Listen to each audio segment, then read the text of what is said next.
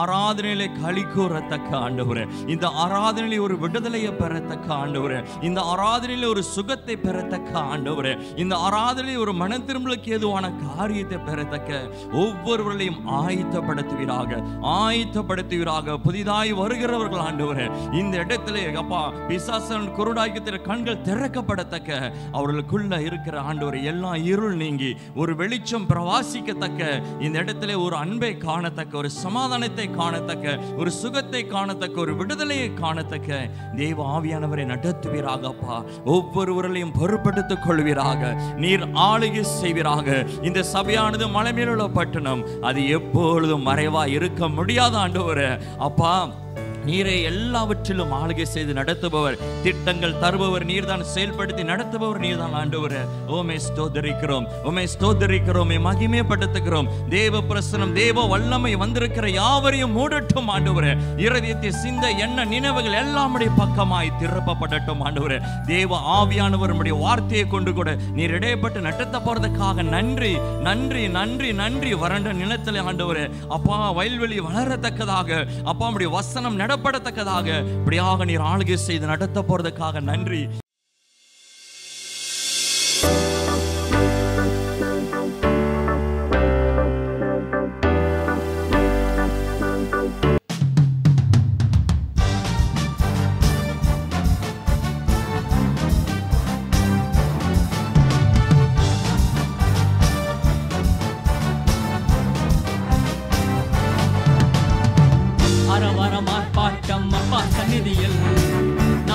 கொண்டாட்டம் நல்லவர் முன்னிலையில், ஆரவாரம் ஆர்ப்பாட்டம் அப்பா சந்நிதியில், நாளெல்லாம் கொண்டாட்டம் நல்லவர் முன்னிலையில். நன்றி பாடல் தினமும் பாடுவோம், நல்ல தேவன் உயர்த்தி பாடுவோம். நன்றி பாடல் தினமும் பாடுவோம், நல்ல தேவன் உயர்த்தி பாடுவோம். ஆரவாரம் ஆர்ப்பாட்டம் அப்பா சந்நிதியில்,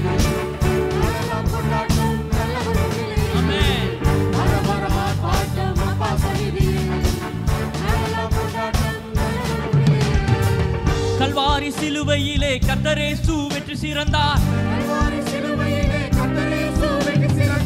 கண்ணீரை மாற்றி நம்மை காலமெல்லாம் மகிழ செய்தார்.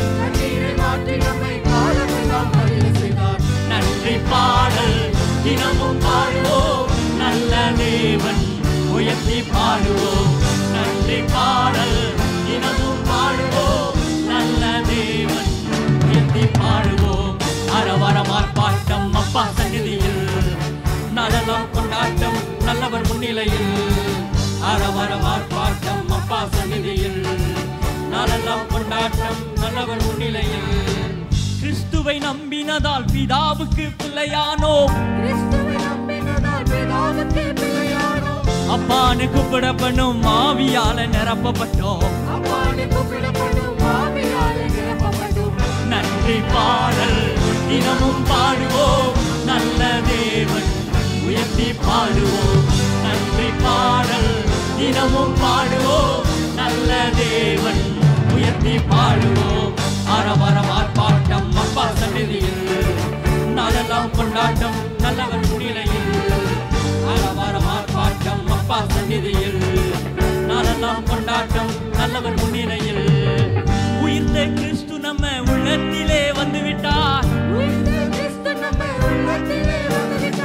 சவுக்கெதுவான நம் சரீரங்களை உயிர்ப்பிக்கிறார். நன்றி பாடல் தினமும் பாடுவோம், நல்ல தேவன் உயர்த்தி பாடுவோம். நன்றி பாடல் தினமும் பாடுவோம், நல்ல தேவன் உயர்த்தி பாடுவோம். ஆரவாரம் ஆர்ப்பாட்டம் அப்பா சந்நிதியில், நாளெல்லாம் கொண்டாட்டம். ஆமென். ஆரவாரம் ஆர்ப்பாட்டம் அப்பா சந்நிதியில், நாளெல்லாம் கொண்டாட்டம் நல்லவர் முன்னிலையில். ஆவிக்கேற்ற பலி செலுத்தும் ஆசாரியர் கூட்டம் நாம், வெளிச்சமாய் மாற்றி அவர் புகழ்ச்சிதனை பாடிடுவோம். நன்றி பாடல் தினமும் பாடுவோம், நல்ல தேவன் உயர்த்தி பாடுவோம்.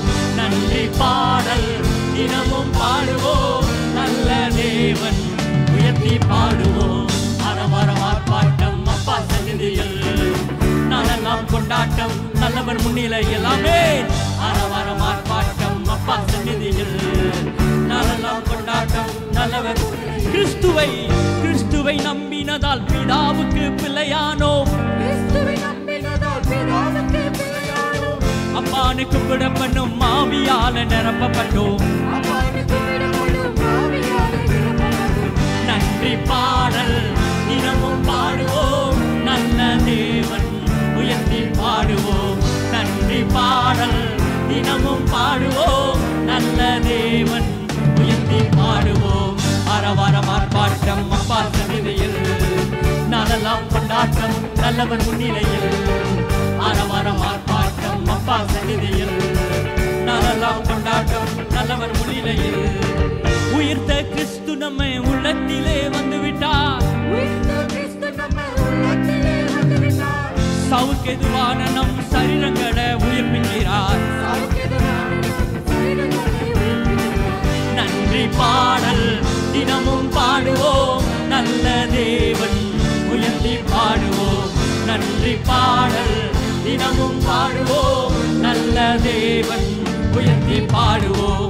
அரவரம் ஆர்ப்பாட்டம் அப்பா சந்நிதியில், நாளெல்லாம் கொண்டாட்டம் நல்லவன் முன்னிலையில். அரவரம் ஆர்ப்பாட்டம் அப்பா சந்நிதியில், நாளெல்லாம் கொண்டாட்டம் நல்லவன் முன்னே. நன்றி நன்றி பாடல் தினமும் பாடுவோம். நல்ல தேவன் உயர்த்தி பாடுவோம். நன்றி பாடல் தினமும் பாடுவோம். நல்ல தேவன் உயர்த்தி பாடுவோம். அரவரம் ஆர்ப்பாட்டம் அப்பா சந்நிதியில், நாளெல்லாம் கொண்டாட்டம் நல்லவன் முன்னிலையில். அரவரம் ஆர்ப்பாட்டம் அப்பா சந்நிதியில், நாளெல்லாம் கொண்டாட்டம் நல்லவன் முன்னிலையில். ஹல்லேலூயா. கரங்களை தட்டி ஆர்ப்பரித்து தேவனை நாம் மகிமைப்படுத்துவோம். ஆர்ப்பரிப்போம், தேவன் நாமத்தை உயர்த்துவோமாக. ஹல்லேலூயா. அவர் நமக்கு வெற்றியை தந்திருக்கிறார். ஹல்லேலூயா. வெற்றியை தந்திருக்கிறார். சாவுக்கேதுவான சரீரங்களை உயிர்ப்பித்து நம்மை வாழ வைத்திருக்கிறார். தேவனுக்கு நான் நன்றி கரத்தை ஏறெடுத்தவர் நாமத்தை உயர்த்துவோமாக. ஓ எஸ் லார்ட். ஹல்லேலூயா. பாவ அடிமைத்தனத்தில் இருந்து நம்மை விடுதலையாக்கி இருக்கிறார். இன்றைக்கு நம் விடுதலையோடு ஜீவிக்க முடியும். இயேசு கிறிஸ்து ஆண்டவர். என்னை வாளாக்காமல் தலையாக்குகிற தேவனை நான் உயர்த்துகிறேன். ஆமென் ஆமென் ஆமென். யாருமே நம்மளை உயர்த்த முடியாது, மனுஷன் நம்மளை உயர்த்த முடியாது. ஆனா இயேசு கிறிஸ்துனால உயர்த்த முடியும், ஆண்டவர்னால உயர்த்த முடியும். மனுஷன் நம்மள பின்னால பார்க்கலாம், தாழ்ந்து பார்க்கலாம், ஒன்னும் இல்லைன்னு நினைக்கலாம். ஆனா ஆண்டவர் சொல்லுகிறார், உன்னை வாளாக்காமல் தலையாக்குவேன், உன்னை கீழாக்காமல் மேலாக்குவேன். ஹல்லேலூயா ஹல்லேலூயா. தாவீது ஒரு இடத்துல இருந்தாரு, ஒன்னும் தெரியாம அட்ரஸ் இல்லாம இருந்தாரு. அவருக்கு யாரையும் தெரியாது. சாமுவேல் கேட்கிறாரு தகப்பன்கிட்ட, வீட்டுல இன்னொரு மகன் இருக்காங்களான்னு. ஆனா அவர் தயங்குறாரு சொல்லுறதுக்கு. ஆனா ஒருத்தன் இருக்கா, அவன் ஒன்னுத்துக்குமே லாக்கி இல்ல, அவனை அங்க காட்டுல ஆடு மேய்க்க விட்டு இருக்கிற அப்படின்னு சொல்லிட்டாரு. அப்ப சாமுவேல் சொல்றாரு, அவனை கூட்டிட்டு வா, தாவீதை கூட்டிட்டு வா. தகப்பன் கண்ணுல தயவும் கிடைச்சிச்சுனா யாருமே தடுத்து நிறுத்த முடியாது, யாருமே தடுத்து நிறுத்த முடியாது. ஆண்டவர் திட்டம் வச்சிட்டாருன்னா அது நடந்தே தீரும். ஆமென் ஹல்லேலூயா ஆமென். வாளாக்காமல் தலையாக்குவார், கீழாக்காமல் மேலாக்குவார் என்ற பாடலை பாடி நம் தேவனை உயர்த்துவோம்.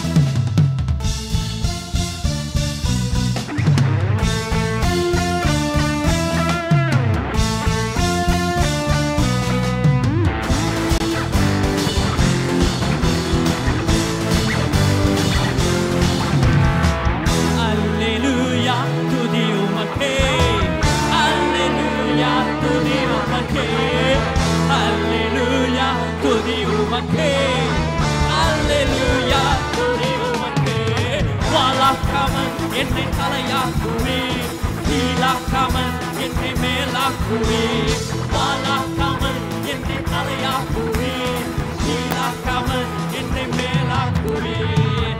அல்லேலூயா துதி உமக்கே, அல்லேலூயா துதி உமக்கே, அல்லேலூயா துதி உமக்கே, அல்லேலூயா துதி உமக்கே. அரக்கன் கோலியாத்தை அழிக்கும் வல்லமையை சிறிய தாவீதுக்குள் வைத்தவரே, ஆடுகள் மேய்த்தவனே, ஓ எஸ் லார்ட், எத்தி தூக்கி நீரே மேலே மேலே மேலே மேலே. அரக்கன் கோலியாத்தை அழிக்கும் வல்லமையை சிறிய தாவீதுக்குள் வைத்தவரே, ஆடுகள் மேய்த்தவரே, ஜாதிகள் மத்தியிலே உயர்த்தி தூக்கி நீரே மேலே மேலே மேலே மேலே. அல்லேலூயா துதி உமக்கே, அல்லேலூயா துதி உமக்கே, ஆமென். அல்லேலூயா துதி உமக்கே, அல்லேலூயா துதி உமக்கே. கை நீட்டி ஊக்கி விட்டு உயரத்தில் என்னை வைத்தீர், பிள்ளையா மாற்றி விட்டேன் நிரந்தரமாய்.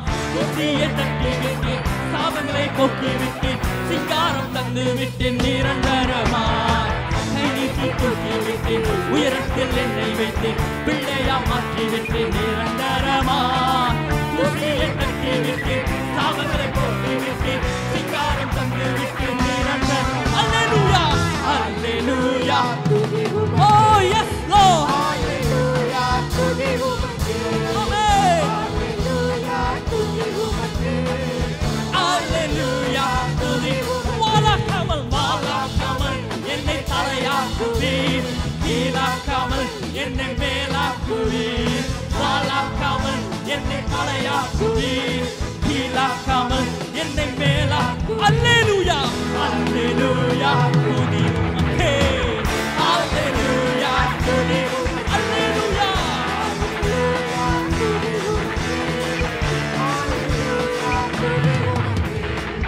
அரக்கன் கோலியாத்தை அழிக்கும் வல்லமையை சிறிய தாவீதுக்குள் வைத்தவரே, ஆடுகள் மேய்த்தவனே, சாதிகள் மத்தியிலே உயர்த்தி தூக்கி நீரே மேலே மேலே மேலே மேலே. அரக்கன் கோலியாத்தை அழிக்கும் வல்லமையை, ஓ எஸ் லார்ட், ஆடுகள் மேய்த்தவனே, சாதிகள் மத்தியிலே உயர்த்தி தூக்கி நீரே மேலே மேலே மேலே மேலே. அல்லேலூயா துதி எஸ் லார்ட், ஆமென். எஸ் ஜீசஸ், அல்லேலூயா அல்லேலூயா அல்லேலூயா துதி உமக்கே, அல்லேலூயா துதி அல்லேலூயா அல்லேலூயா.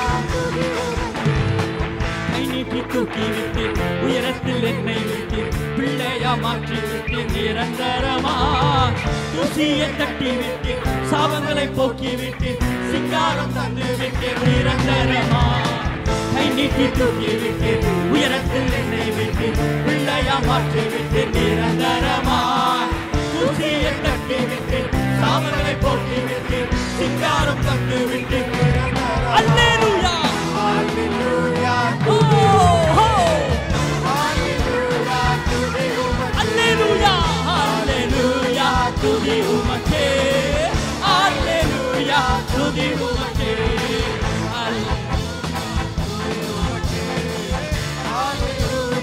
Yes Jesus. Hallelujah. தேவன் எவ்வளவு நல்லவரா இருக்காரு தெரியுங்களா? யாரும் மறைஞ்சி இருக்கிறவங்களை ஆண்டவன் ஏற்ற நேரத்துல உன்னை நான் அழைக்கிறேன், உன் வாழ்க்கையில ஒரு திட்டம் எனக்கு உண்டு.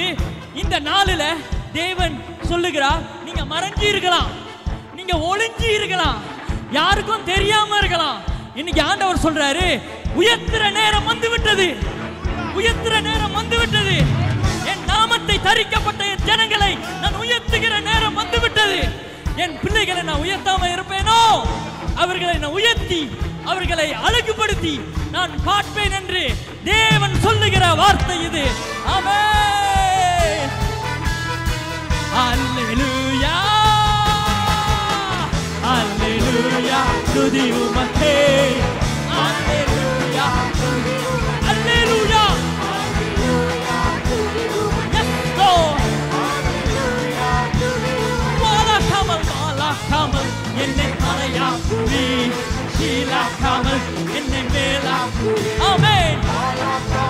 என்னை தடையாக்குவே வீணாக்காமல் என்னை அல்லேலூயா அல்லேலூயா அல்லேலூயா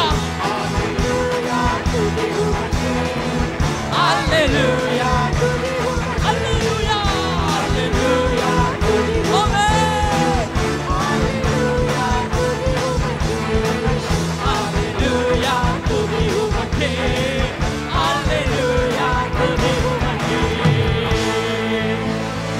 கரங்களை தட்டி அவர் நாமத்தை உயர்த்தி ஆர்ப்பரித்து ஆரவாரத்தோடு தேவனை நாம் மகிமைப்படுத்துவோமாக. ஹல்லேலூயா ஆமென் ஆமென் ஹல்லேலூயா. God's presence is here. அவரை உயர்த்த உயர்த்த உயர்த்த தேவனுடைய பிரசன்னம் அப்படியே இறங்கி வருது. ஹல்லேலூயா. அவர் செய்த நன்மையை சொல்ல சொல்ல அவர் ரொம்ப ஆசைப்படுறாரு. நம்மை உயர்த்தி பார்க்க வேண்டுமே என்ற ஆசை உள்ள ஒரே தேவன் இயேசு கிறிஸ்து.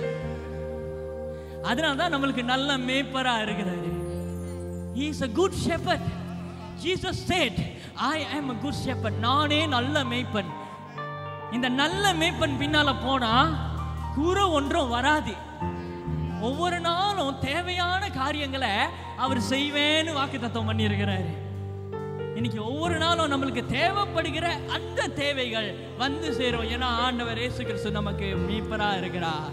ஒரு நல்ல மீட்பரா இருக்கிறார். புல்லுள்ள இடங்களிலே மேய்ப்பேன் என்று சொன்னாரே, அது ஒவ்வொரு நாளும் நம் தேவையை குறிக்கிறது. அந்த தேவையை தேவன் சந்திக்கிறவரா இருக்கிறார்.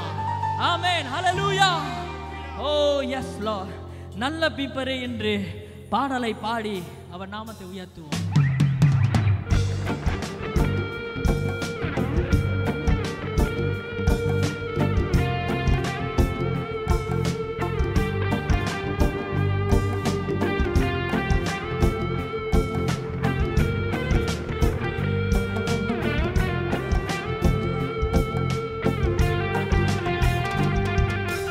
நல்ல மீட்பரே இயேசு தெய்வமே, நீரேதான் என் நம்பிக்கையே. உம்மில்தான் என் கண்களில் வைக்கிறேன்.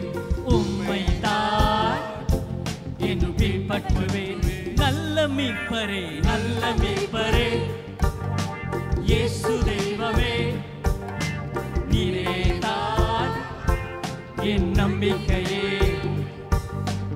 உம்மில்தான் என் கண்களில் வைக்கிறேன். உம்மைதான் என பின்பற்றுவேன். புல்லுள்ள இடத்தில் என்னை அழைத்து செல்பவரே, அமர்ந்த தண்ணீருக்கு என்னை அழைத்து செல்பவரே, கூரையில்லாமல் என்னை காத்து கொள்பவரே, நல்ல மீட்பரே இயேசு தெய்வமே, கூரையில்லாமல் என்னை காத்து கொள்பவரே, நல்ல மீட்பரே இயேசு தெய்வமே. நன்றி நன்றி நன்றி நன்றி என்று சொல்லுகிறேன். நன்றி உள்ளத்தோடு உம்மை ஸ்தோத்தரிக்கிறேன். நன்றி நன்றி நன்றி என்று சொல்லுகிறேன். நன்றி உள்ளத்தோடு உம்மை ஸ்தோத்தரிக்கிறேன். என்ன வந்தாலும் என்னோடு இருப்பவரே, ஆபத்து நாட்களில் உதவி செய்பவரே, என்ன வந்தாலும் என்னோடு இருப்பவரே, ஆபத்து நாட்களில் உதவி செய்பவரே, குறையில்லாமல் என்னை காத்து கொள்பவரே, நல்ல மீட்பரே இயேசு தெய்வமே, குறையில்லாமல் என்னை காத்து கொள்பவரே, நல்ல மீட்பரே இயேசு தெய்வமே. நன்றி நன்றி நன்றி நன்றி என்று சொல்லுகிறேன். உம்மை ஸ்தோத்தரிக்கிறேன். நன்றி நன்றி நன்றி என்று சொல்லுகிறேன் ஐயா. நன்றி உள்ளத்தோடு உம்மை ஸ்தோத்தரிக்கிறேன். நல்ல மீட்பரே நல்ல மீட்பரே இயேசு தெய்வமே, நீரே தாய் என் நம்பிக்கையே. உம்மை தாய் கண்களில் வைக்கிறேன். உம்மை தாய் என் பின்பற்றுவேன். நல்ல மீட்பரே இயேசு தெய்வமே. எஸ் லார்ட், உம்மை நீரே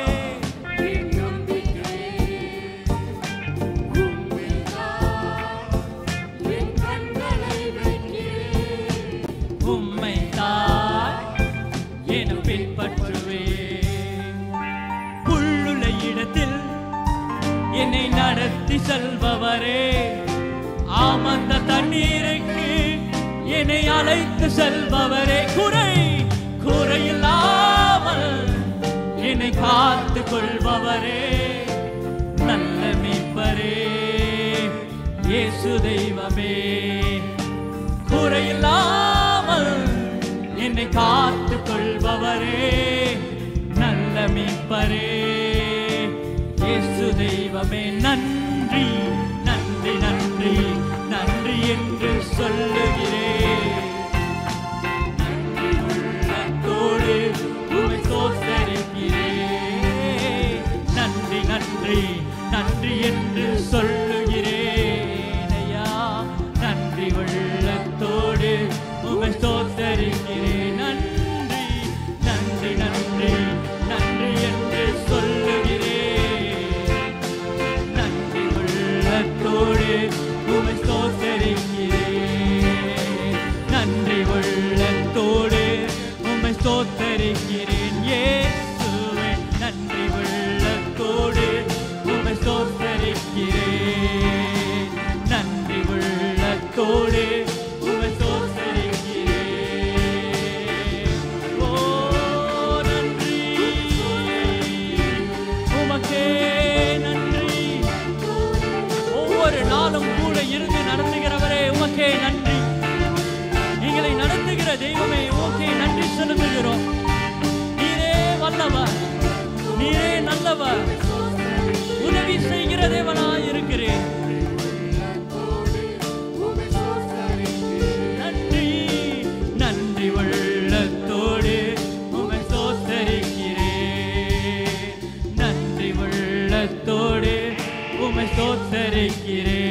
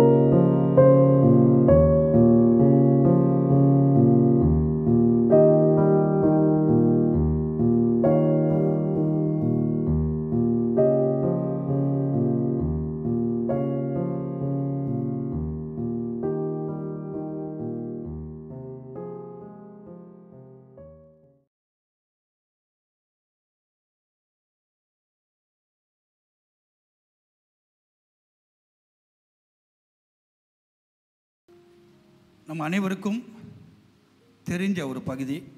பல தரத்தில் இது சண்டே ஸ்கூல்லையோ இல்லை இந்த கதையை சொல்லியிருப்பார்கள். இது ஆண்டவர் சொன்ன ஒரு பேரபிள்ஸ். லூக்கா எழுதின சுவிசேஷம் 15ஆம் அதிகாரம் 11லேருந்து 20 வரைக்கும் வாசிக்க கேட்போம். பின்னும் அவர் சொன்னது, ஒரு மனுஷனுக்கு 2 குமாரர் இருந்தார்கள். அவர்களில் இளையவன் தகப்பனை நோக்கி, தகப்பனே, ஆஸ்தியில் எனக்கு வரும் பங்கை எனக்கு தர வேண்டும் என்றான். அந்தபடி அவன் அவர்களுக்கு தன் ஆஸ்தியை பங்கிட்டு கொடுத்தான். சில நாட்களுக்கு பின்பு இளைய மகன் எல்லாவற்றையும் சேர்த்து கொண்டு தூரத்து தேசத்துக்கு புறப்பட்டு போய் அங்கே துர்மார்க்கமாய் ஜீவனம் பண்ணி தன் ஆஸ்தியை அழித்து போட்டான். எல்லாவற்றையும் அவன் செலவழித்த பின்பு அந்த தேசத்திலே கொடிய பஞ்சம் உண்டாயிற்று. அப்பொழுது அவன் குறைவுபட தொடங்கி அந்த தேசத்து குடிகளில் ஒருவனிடத்தில் போய் ஒட்டி கொண்டான். அந்த குடியானவன் அவனை தன் வயலில் பன்றிகளை மேய்க்கும்படி அனுப்பினான். அப்பொழுது பன்றிகள் தின்கிற தவிட்டினாலே தன் வயிற்றை நிரப்ப ஆசையாயிருந்தான். ஒருவனும் அதை அவனுக்கு கொடுக்கவில்லை. அவனுக்கு புத்தி தெளிந்த போது அவன் தன் தகப்பனுடைய கூலிக்காரர் எத்தனையோ பேருக்கு பூர்த்தியான சாப்பாடு இருக்கிறது, நானோ பசியினால் சாகிறேன். நான் எழுந்து என் தகப்பனிடத்திற்கு போய், தகப்பனே, பரத்துக்கு விரோதமாகவும் உமக்கு முன்பாகவும் பாவம் செய்தேன். இனிமேல் உம்முடைய குமாரன் என்று சொல்லப்படுவதற்கு நான் பாத்திரன் அல்ல.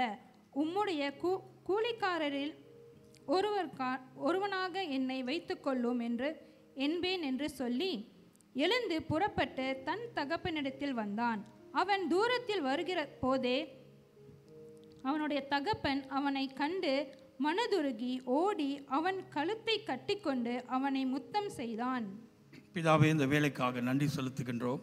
இந்த மாலை வேளையிலே தகப்பனே, நாங்கள் ஏதோ தச்சிலாக இங்கே வரவில்லை, உடைய வார்த்தையை கேட்க வந்திருக்கிறோம். ஆண்டவருடைய கிருபை பெற்றுக்கொள்ள வந்திருக்கிறோம். நீர் எங்களோடு இடைப்படுவீராக. எங்கள் மனதை திறக்கின்றோம். உடைய வார்த்தைக்கு எங்கள் கவனத்தை நாங்கள் திருப்புகிறோம். எங்கள் செவியை நீ திறப்பீராக. தேவன் எங்களோடு வைத்திருக்கிற மன்னாவை நாங்கள் பெற்று இந்த வாரம் முழுவதும் வாழ எங்களுக்கு உதவி செய்யும். எல்லா புகழும் மகிமையும் மக்கு தருகின்றேன் இயேசுவின் நாமத்தில் பிதாவே, ஆமென்.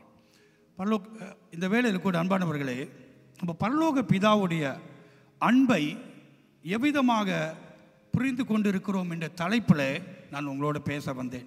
Understanding the love of father. நம்முடைய பரமபிதாவுடைய அன்பை எவ்விதமாக நாம் புரிந்திருக்கிறோம். இந்த 20ஆம் வசனத்தில் நீங்கள் வாசிக்கும் போது அந்த பையன் சொல்கிற காரியம் என்னவென்றால், எழுந்து புறப்பட்டு தன் தகப்பன் இடத்தில் வந்தான். அவன் தூரத்தில் வரும்போது அவருடைய தகப்பன் அவனை கண்டு மனதுருகி ஓடி அவன் கழுத்தை கட்டி கொண்டு அவனை முத்தம் செய்தான் என்று இந்த வார்த்தையை நாம் பார்க்கின்றோம். அன்பானவர்களே, இன்று மற்றவங்களை நாம் எவ்வளவு தூரம் விளங்கி கொண்டு இருக்கிறோமோ அதை காட்டிலும் நம்முடைய பரமபிதாவுடைய அன்பை நாம் புரிந்திருப்பது மிக மிக அவசியமாக இருக்கிறது. இந்த மகனானவன், இந்த கதையில் நீங்கள் பேரபிள்ஸில் பார்த்தீங்கன்னா, இந்த மகன் தன் தகப்பனுடைய அன்பை உணராமல் புரிந்து கொள்ளாமல் அவன் வீட்டை விட்டு தூரமாய் செல்கிற ஒரு காட்சி தான் இங்கே ஆண்டவர் இங்கே சொல்கிறதை நாம் பார்க்கிறோம். இன்று நம்முடைய கிறிஸ்துவ வாழ்க்கையிலே நாம் தேவனுடைய அன்பை எவ்விதமாக புரிந்திருக்கிறோம். கிறிஸ்துவ வாழ்க்கையிலே நமக்கு ஒரு பிரச்சனை இருக்கிறது. அது என்ன பிரச்சனை என்றால், நாம் எவ்வளவாக தேவனுடைய அன்பை புரிந்திருக்கிறோமோ அவ்வளவாக அவரிடத்தில் நெருக்கமாக இருப்போம். எவ்வளவாக தேவனுடைய பிதாவுடைய அன்பை நாம் புரியாதபடி இருக்கிறோமோ நாம் கர்த்தருடைய வீட்டை விட்டு ரொம்ப தூரம் இருப்போம். அவன் தேவனுடைய தன் தகப்பனுடைய அன்பை அவன் புரியாதனால்தான் அவன் தன் வீட்டை விட்டு வெளியே இருக்கிறான், தன் தேவனை விட்டு தூரம் இருக்கிறான், தன் தகப்பன் வீடோடு விட்டு தூரம் இருக்கிறான். அதுக்கு காரணம் என்னவென்றால், அவன் தகப்பனுடைய வீட்டின் அருமையும் தகப்பனுடைய அன்பை அவன் புரியாதனாலே அவனுடைய வாழ்க்கையிலே தேவனை விட்டு தூரம் இருக்கிற ஒரு காட்சியை நாம் இங்கே பார்க்கின்றோம். இன்று கிறிஸ்துவ வாழ்க்கையிலே நம்முடைய அஸ்திபாரம், நம்முடைய ரூத், அதாவது ஒரு வேறு ஒரு அஸ்திபாரம் என்னவென்றால் தேவனுடைய அன்பை, தேவனுடைய கர்த்தருடைய அன்பை, பிதாவுடைய அன்பை புரியாது இருப்ப ஒரு காரியம், புரியாம இருப்ப ஒரு காரியம் நம்முடைய வாழ்க்கையில் பெரிய தேவனுடைய அன்பை புரியாமல் இருப்பதே நம்முடைய வாழ்க்கையில் பெரிய பிரச்சனையை உண்டு பண்ணிவிடும். அதுதான் இன்றைக்கு நம்முடைய வாழ்க்கையில் இது ஒரு பிரச்சனையாக இருக்குது. அந்த பிரச்சனையை இன்றைக்கு நாம் அதை தீர்க்க வேண்டும். அப்போ கிறிஸ்துவ வாழ்க்கையில் மூல அஸ்திபாரம் என்னவென்றால் பிதாவுடைய அன்பை அறிந்திருப்பது மிக அவசியம். பிதாவுடைய அன்பை நீங்கள் நானும் புரிந்திருந்தால்தான் நாம் தேவனை விட்டு விலகவே மாட்டோம். எந்த ஒரு மனிதன் தேவனுடைய அன்பை புரிந்திருக்கிறானோ அவனுக்கும் எதுவுமே தடையாய் வராது, எதுவுமே தடையாய் இருக்காது. காரணம் அந்த அன்பு அவன் மேலே அவன் வைத்திருக்கிறபடியா, பிதா மேலே அவன் அன்பு வைத்திருக்கிறபடியாய் அவருடைய வாழ்க்கையிலே பல காரியங்கள் மாற்றம் அடைய ஆரம்பிக்கும். ஸோ இன்று என்னுடைய கேள்வி என்னவென்றால், எத்தனை பேர் நாம் பிரியமானவர்களே தேவன் மேலே, தேவனை குறித்து, பிதாவை குறித்து, அவருடைய அன்பை குறித்து எவ்விதமாக நாம் இன்று புரிந்து வைத்திருக்கிறோம்? நாம் தேவனுடைய அன்பை நாம் புரிந்து வைத்திருப்போம் என்றால் யாருமே நம்மளை ஃபோர்ஸ் பண்ண தேவையில்லை. தேவனுடைய அன்பு நமக்குள்ள இருக்குமானால், தேவனுடைய அன்பை நாம் புரிந்து வாழ்வோம் என்றால் யாருமே சபைக்கு போ என்று உங்களை ஃபோர்ஸ் பண்ணவே மாட்டாங்க. தேவனுடைய அன்பை நீங்கள் புரிந்திருந்தால் யாருமே உங்களை பார்த்து ஜெபம் பண்ணினா என்று கேட்கவே மாட்டாங்க. தேவனுடைய அன்பை நாம் புரிந்திருந்தோம் என்றால் யாருமே சொல்ல தேவையில்லை, சபைக்கு கிளம்பு, சபைக்கு போ. இன்னைக்கு ஏன் இதை சொல்கிறோம், ஏன் இது நடக்குது? பைபிள் படிக்க வற்புறுத்துகிறோம், ஜெபம் பண்ண நம்ம கட்டாயப்படுத்துகிறோம். சபைக்கு வருவது ஏதோ ஒரு பாரமாக வர காரணம் என்ன தெரியுமா? தேவனுடைய அன்பை நாம் சரியாக புரியவில்லை. ஆண்டவரை அறிந்திருக்கிறோம், ஞானசானப்பட்டு இருக்கிறோம், சபைக்கு வருகிறோம், போகிறோம், ஆனால் தேவனை அறிந்திருக்கிறோம் என்று அர்த்தம் அல்ல. தேவனுடைய அன்பை நாம் அனுபவிக்கிறோம் என்று அர்த்தம் அல்ல. கடவுளுடைய காரியத்தில் ஒரு மனிதன் கட்டாயத்தினாலே, வற்புறுத்தினாலே பாரமாக எதையும் செய்யக்கூடாதுங்க. அது இருக்குமானால் நம்முடைய வாழ்க்கையிலே தேவனுடைய அன்பை நாம் உண்மையாகவே புரியவில்லை. அதுதான் என்னுடைய தலைப்பானது understanding the love of father. அப்பாவுடைய அன்பு என்னதென்று நாம் இன்னைக்கு அறிந்து கொள்வது மிக அவசியமான ஒரு காரியமாக இருக்கிறது. நம் தேவனை ஆராதிக்க நாம் ஃபோர்ஸ் பண்ண தேவையில்லை. அவருடைய அன்பை நாம் அறிந்திருந்தோம் என்றால் நம்முடைய மனம் நன்றியால் பொங்கும். அவருடைய அன்பை நம்ம உண்மையாக உணர்ந்திருந்தோம் என்றால் நம்ம அந்தந்த நேரத்தில் தேவனிடத்தில் ஜெபம் பண்ண, அவருடைய உறவாட போவோம். காரணம் என்ன சொல்ல? அன்பு. அவருடைய அன்பை நாம் புரிந்திருக்கிறபடியா. இந்த பையன் எப்பொழுது அவன் தூரத்தில் இருக்கும்போது தன் தகப்பனுடைய அன்பை உணர்றானோ அப்பதான் அவன் மீண்டும் தன் தகப்பனிடத்தில் ஓடி வருகிறான். அதுக்கு காரணம் என்னதுன்னா, அவன் தேவனுடைய அன்பை, தன் அப்பாவுடைய அன்பை உணராத போது தூரத்தில் இருந்தான். அந்த அன்பை உணர்ந்தோன அவனை தானால் திரும்புகிறான். தேவனுடைய அன்பு நம்முடைய வாழ்க்கையிலே நாம் உணர்ந்திருந்தோம் என்றால் எல்லாமே தானால் செய்யப்படும், கட்டாயத்தினால் அல்ல.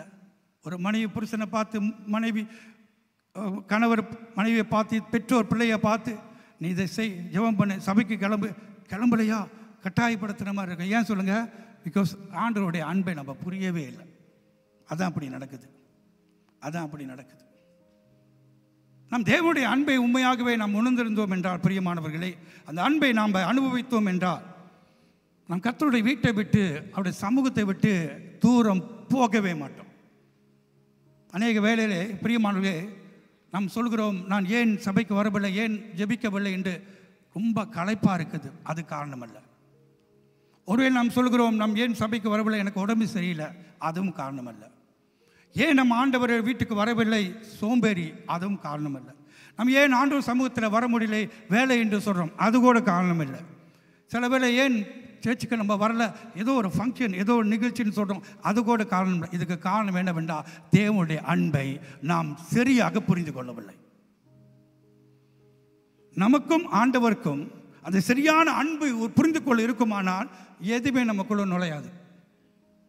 இது ஏன் இன்றைக்கு பல காரியம் உள்ளுக்கு வருது என்றால், உண்மையான தேவனுடைய அன்பை நாம் புரிந்து கொள்ளாத ஒரு நிலையில் இருப்பதினால்தான் இன்றைக்கி பல காரியங்கள் நம்முடைய வாழ்க்கையில் நடக்குது. உதாரணமாக அன்பானவர்களே, இன்றைக்கு நாம் ஒரு அன்பில் இருப்போம் என்றால், ஒரு ஒரு ஒரு அன்புக்குள்ளாக ரெண்டு உறவுகளை நாம் இருப்போம் என்றால், நம்முடைய வாழ்க்கையில் பல காரியங்களை நம்ம இயற்கையாகவே செய்ய ஆரம்பிச்சிருவோம். சில பேர் ஒருவரை நேசிப்போம் என்றால், நம்ம ஒருவரை நேசிப்போம் என்றால் அவங்கள சந்திக்கிறதுக்கு சரியான நேரத்தில் வந்துடுவோம். ஒரு காதலை பார்த்து சொல்கிறாரு, 8 மணிக்கு இங்கே இருக்கணும்னு சொன்னால் நீங்கள் என்ன செய்வீங்க?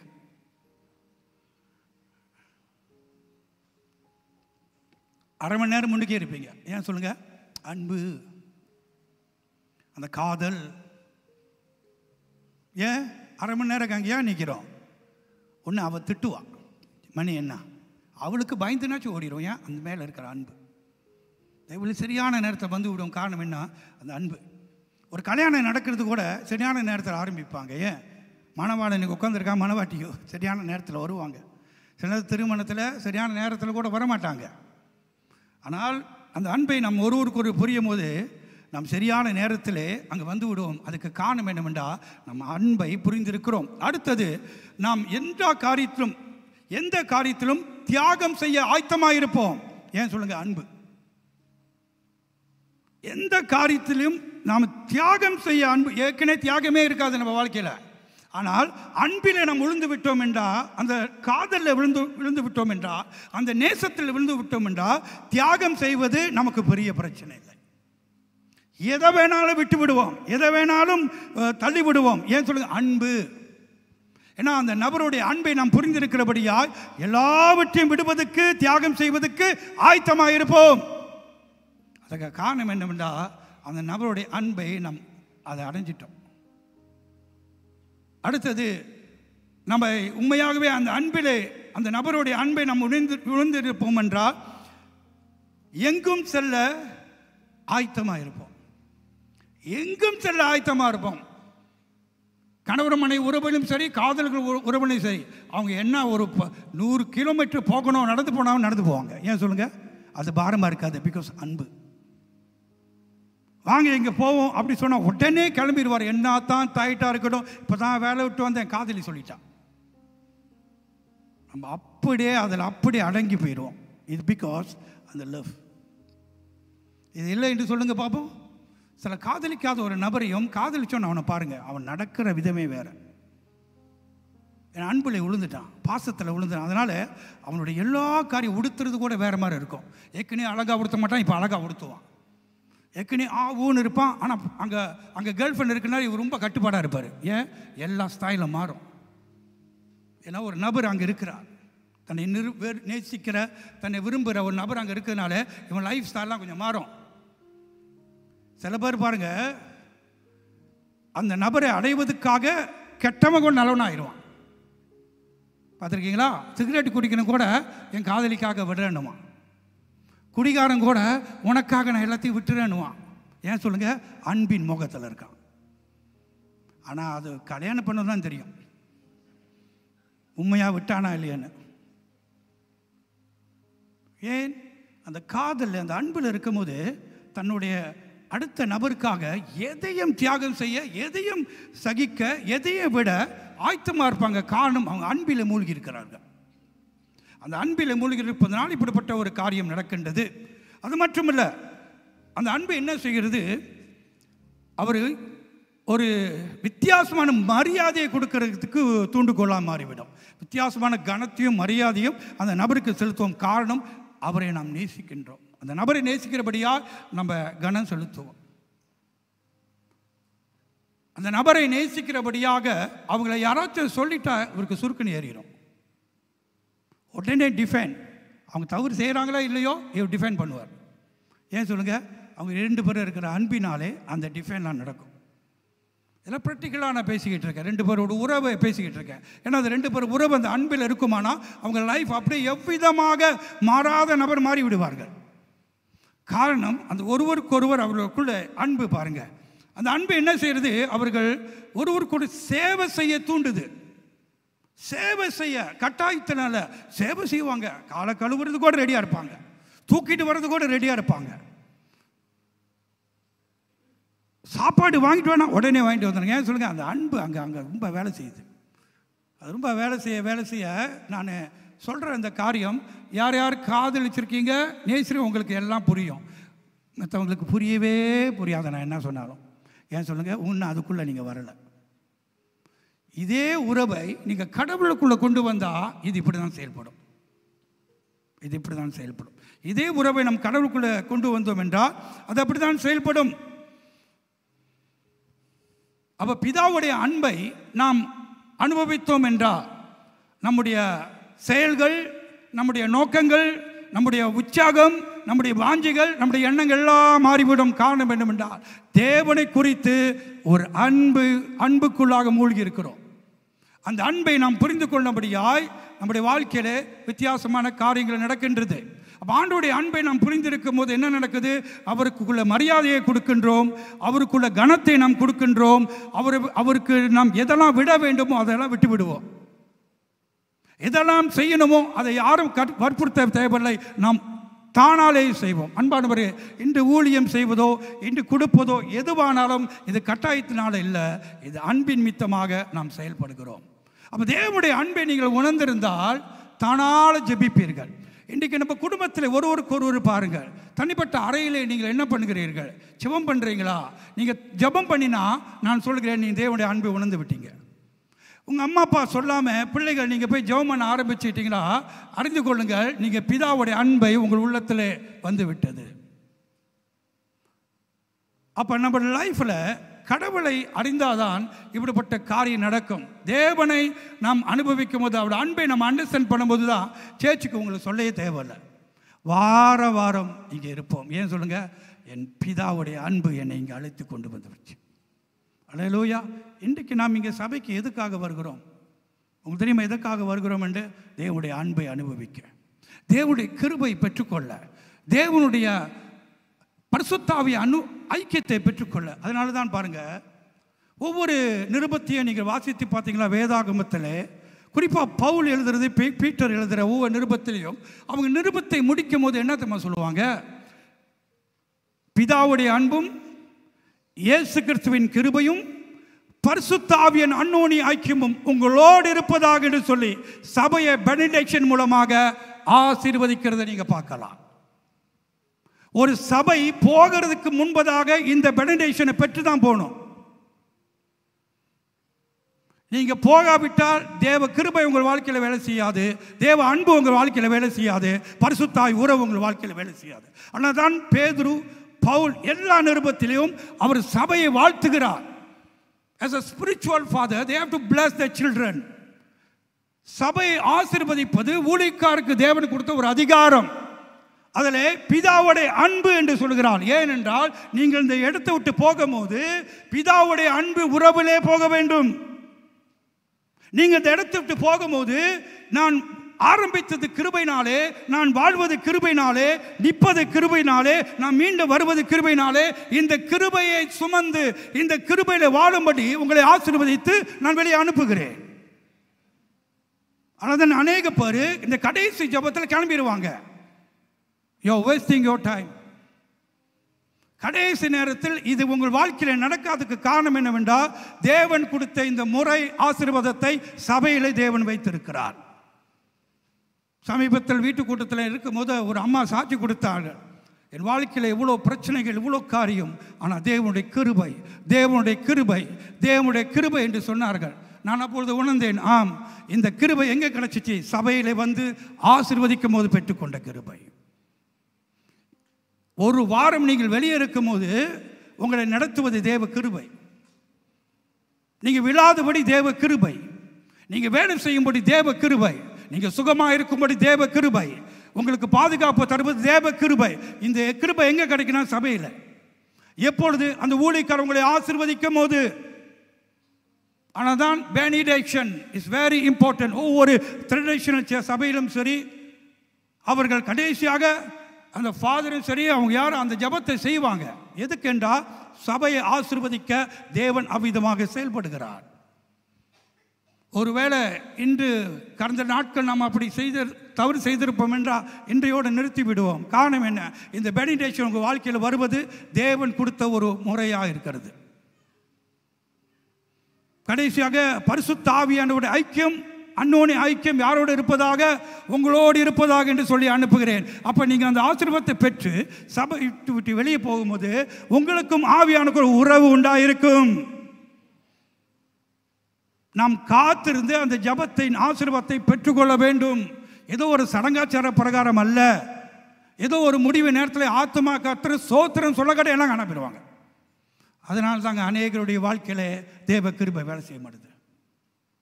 ஏன் சொல்லுங்க? நமக்கு இந்த நாலேஜ் இல்லை, இந்த வெளிப்பாடு இல்லை, இந்த காரியம் தெரியவில்லை. அப்போ சபை முடியும் போது பெனிடேஷன், திருமணத்தில் கூட கடைசி ஒரு பெனிடேஷன் வரும் பாருங்க, ஆசீர்வாத ஜெபம்.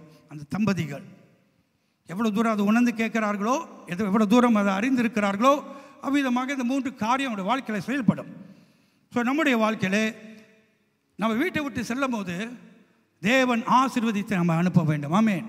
இந்த பையன் இருக்கிறான அப்பாவுடைய ஆசீர்வாதம்லாம் ஓடிட்டான்.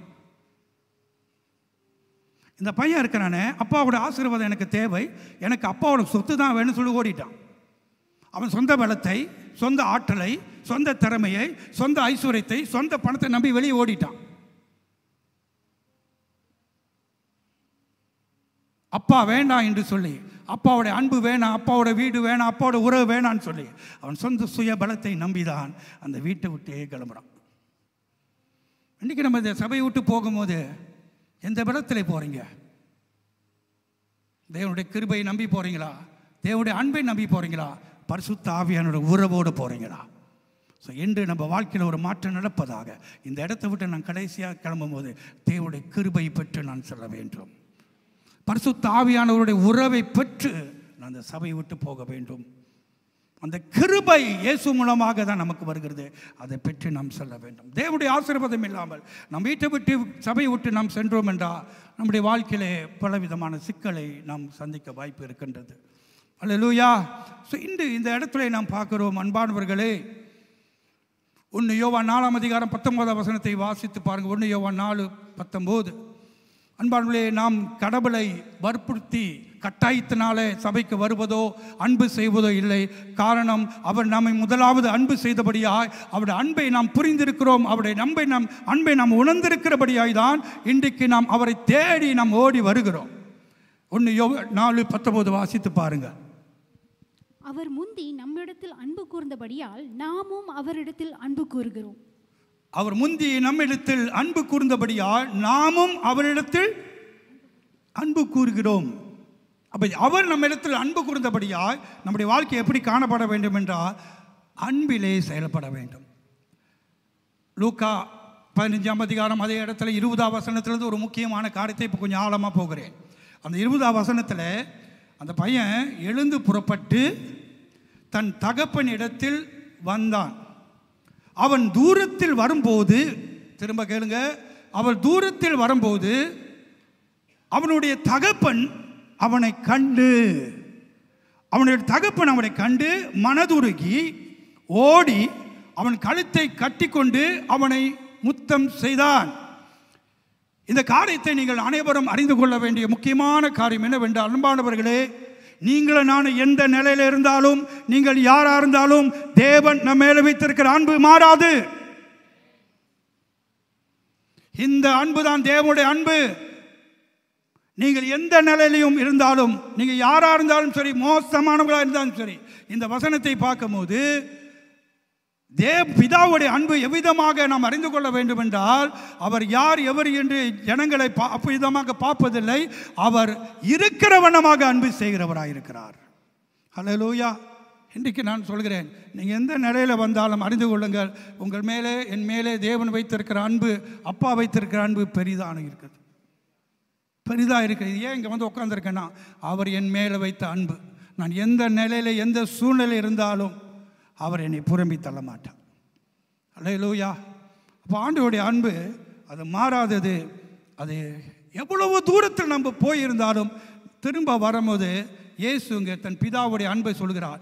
எவ்வளோ தூரத்தில் அவன் போயிருந்தாலும், மோசமான காரியத்தை செய்திருந்தாலும், அவன் வரும்போது அங்கே பிதாவுடைய அன்பு வெளிப்படுகிறது. அவர் என்ன செய்கிறார்? அவன் ஓடி போய் அவனை கட்டி அணைக்கிறார். அவருடைய அன்பு மாறவில்லை. ஒருவேளை நம்மளாக இருந்தா நம்முடைய சொத்து எல்லாத்தையும் கெடுத்து, பேரெல்லாம் கெடுத்துமா வரான். அவன் தூரத்தில் வரும்போதே என்ன செய்வோம்? கதவை சாத்து, கதவை சாத்து, அவனை உள்ள கூடாத. அவன் அப்படியே திரும்பி போயிட்டான். அவன் மூஞ்ச நான் பார்க்க விரும்பலை. எல்லாத்தையும் சொந்த வழியில் போனால அவன் படட்டும், அவன் அழிந்து போட்டோம் அப்படின்னு சொல்லி, ஒரு வேளை நம்மளை பற்றி தான் ஆண்டவர் சொல்லிட்டார கெட்ட பிதான்ட்டு. கெட்ட பிதா உங்களுக்கு, உங்கள் பிள்ளைகளுக்கு நல்ல ஈவுன்னு சொல்லிட்டு நம்மளை அப்படி தான் அவர் ரெக்கக்னைஸ் பண்ணி வச்சுருக்கிறாரு. தூரத்திலே அவங்கள பார்க்கும்போது கோபம் வந்திருக்கணும், மூஞ்செல்லாம் மாறி இருக்கணும். கோபத்தோட வராமல் பாரு, நம்ம எல்லா சொத்தையும் தூக்கிட்டு போனாங்க. அப்படி தான் நம்ம ஒரு வேளை ரியாக்ட் பண்ணோம். ஆனால் பைபிள் சொல்லுது அவர் கோபப்படலை. அதுதான் நம்முடைய தகப்பன். ஆண்டவருடைய அன்பை புரிஞ்சு கொள்ளுங்கள். அவர் கோபப்படலை. நீங்கள் எந்த நிலையில் இருந்தாலும் அவருடைய அன்பு மாறாது. அன்பு மாறாது. அவருடைய அன்பு மாறாது. நீங்கள் எந்த அழுக்கில் இருந்தாலும், எந்த குப்பையில் இருந்தாலும் நீங்கள் திரும்ப வந்தீங்களா, அவர் அன்பு மாறாது. அவர் கோபப்பட மாட்டார். அதுதான் நம்முடைய அன்பு, தேவனுடைய அன்பு. அவர் மனதுருகிறார். அவர் தன் மகனிடத்தில் ஓடுறார் என்று பைபிளில் அங்கே பார்க்குறோம். 20ஆம் வசனம் பாருங்க. தூரத்தில் வரும்போது அவருடைய தகப்பன் அவனை கண்டு மனதுருகி ஓடி, அல்லேலூயா, என்ன செஞ்சாரு? ஓடி. பக்கத்தில் பார்த்து சொல்லுங்க, ஓடி. பக்கத்தில் பார்த்து சொல்லுங்க, ஓடி. பக்கத்தில் பார்த்து சொல்லுங்க, ஓடி. அல்லேலூயா. எனக்கு ஒரு சின்ன பையன் வரணும். அதை நான் உங்களுக்கு கட்டாயம் நான் காட்டணும் என்ன நடந்ததுண்டு. ஐயா அங்கே வாப்பா, கண்ணாடி போட்டிருக்க, நீங்கள் வா, வாங்கப்பா.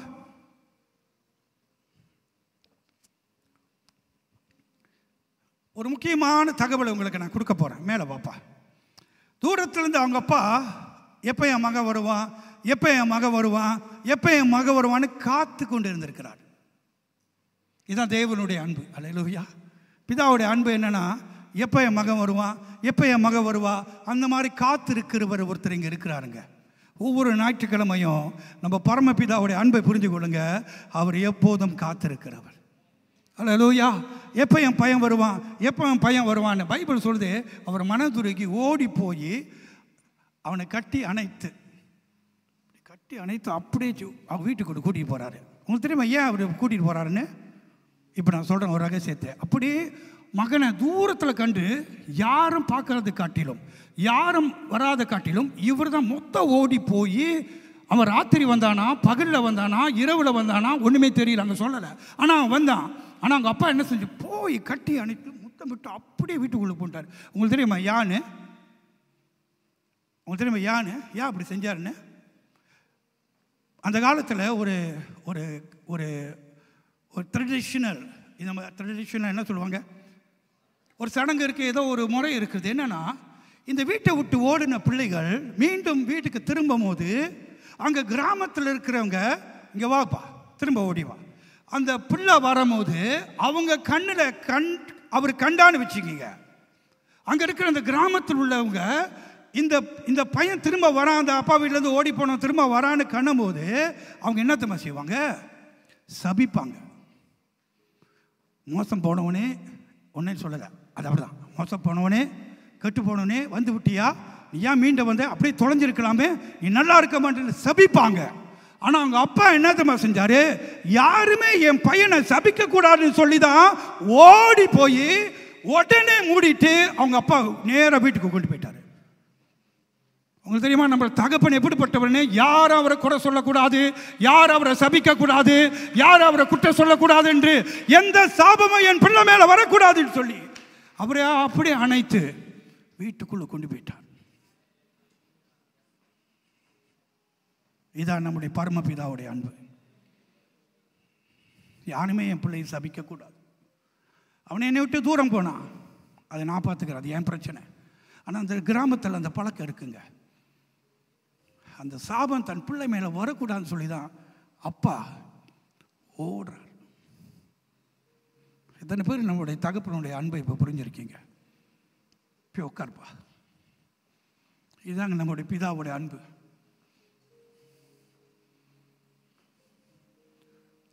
இதுதான் பிதாவுடைய அன்பு.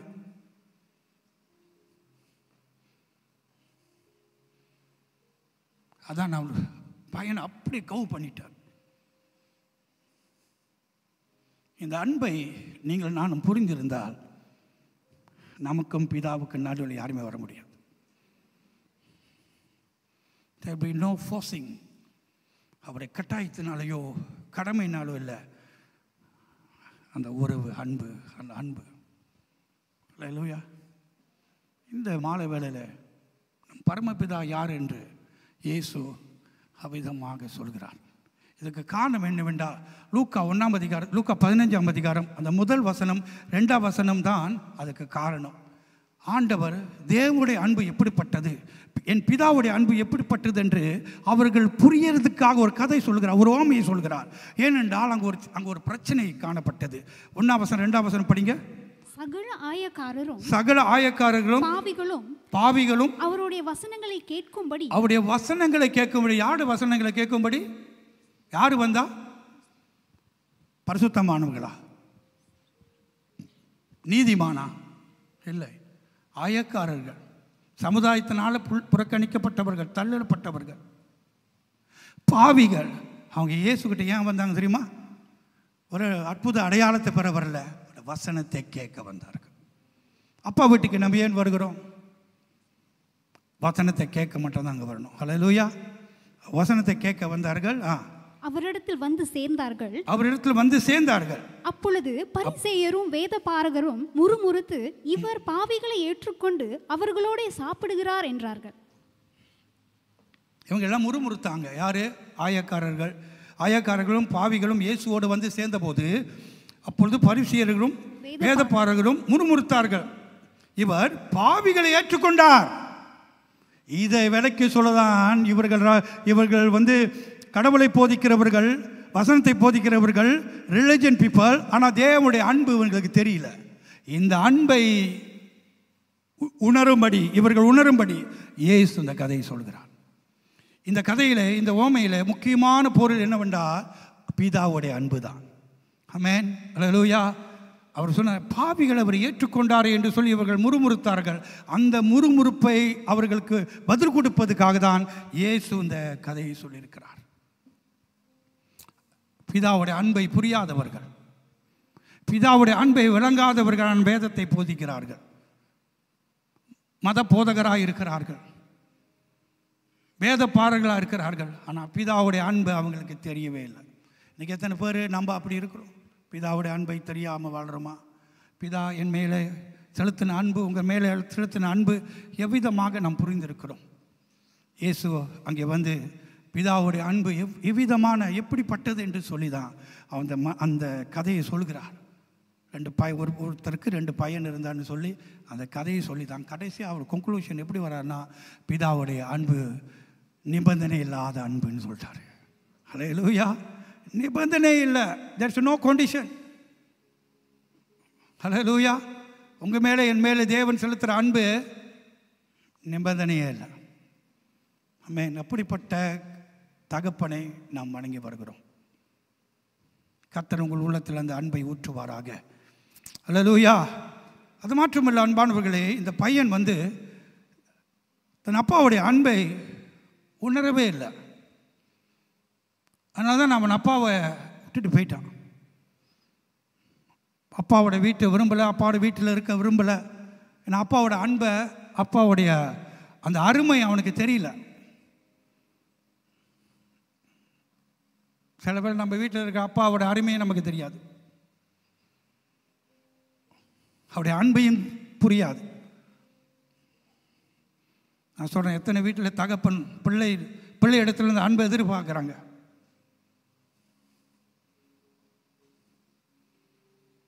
நீங்கள் சொல்லக்கூடாது, எங்கள் அப்பா காட்டிலும் I am greater than my father. என் தகப்பனை காட்டிலும் நான் பெரியவன், என் தகப்பனை காட்டிலும் நான் சிறந்தவன் என்று சொல்ல முடியாது. ஒருவேளை உங்கள் தகப்பன் படிப்பு இல்லாமல் இருக்கலாம், சாதாரணமான வேலை செய்யலாம். அதனால் நீங்கள் ஒரு பெரிய ஆளு நினைக்காதீங்க. நான் ஒன்று சொல்லட்டும், அவர் நினைக்காவிட்டால் நீங்கள் இந்த பூமியில் வந்திருக்கே முடியாது. அவர் ஒரு தீர்மானம் எடுக்காவிட்டு அந்த பூமியில் நீங்கள் பிறந்திருக்கவே முடியாது என்று நான் திரும்ப சொல்கிறேன். அதான் இயேசு சொன்னார், இந்த உலகத்தில் அவர் வந்தபோது மாமிசத்தில் இருக்கும்போது அவர் சொல்கிறார், என்னை அனுப்பின பரமபிதா பெரியவர்னு சொன்னார். இயேசு அப்பாவை என்ன சொன்னார்? பெரியவர். அவர் என்னை காட்டிலும் பெரியவர் என்று சொன்னார். பிள்ளைகளே, இப்போது உங்கள் மனதில் வைத்துக் கொள்ளுங்கள், உங்கள் தகப்பன் பெரியவர் தான். உங்கள் அப்பா எப்போதும் பெரியவர் தான். நீங்கள் எவ்வளோதான் படித்திருந்தாலும் எவ்வளோதான் சம்பாதித்தாலும் நீங்கள் யாராக இருந்தவர்காரை அறிந்து கொள்ளுங்கள், அவர் இல்லாமல் நீங்கள் பூமியில் பிறந்திருக்கவே முடியாது. அவர் இல்லாமல் பூமியில் நீங்கள் வந்திருக்கவே முடியாது. நீங்கள் நிற்பதும் நீங்கள் சாதிப்பதும் எதனால் என்றால் உங்கள் அப்பா எடுத்த தீர்மானம். அதனால் நீங்கள் சொல்லவே கூடாது நான் பெரிய ஆள் இல்லை. ஆமென். இந்த பையன் பாருங்க, வீட்டை விட்டு ஓடிட்டான், அப்பா வேணான்னு ஓடிட்டான். எல்லாமே நல்லா இருக்கும் போது சில நேரத்தில் அப்பாவை மறப்போம். அவன் கையில் சொத்து இருந்துச்சு, பணம் இருந்துச்சு, செல்வாக்கு இருந்துச்சு, அதனால் அவன் ஓடிட்டான். சொந்த பலம் சொந்த பணம் இருக்குது, நான் வாழ்ந்துருவேன், நான் செஞ்சிருவேன்னு சொல்லி அப்பா வேணான்னு சொல்லி தான் அந்த இடத்துல நம்ம பார்க்குறோம். அவன் மேலே ஒரு கான்ஃபிடென்ட், அவன் பணத்து மேலே ஒரு கான்ஃபிடென்ட் வச்சுட்டான். அவன் நண்பர்கள் எல்லாம் தேடி ஓடுறான், கூட்டாளியெல்லாம் நம்பி ஓடுறான். கூட்டாளி தான் என் வாழ்க்கைன்னு ஓடுறான். க்ளோஸ் நண்பர் யார்? உங்களோட க்ளோஸ் நண்பர் ரொம்ப க்ளோஸ் நண்பரா? நான் சொல்கிறேன், மனிதன் மாறிடுவான்.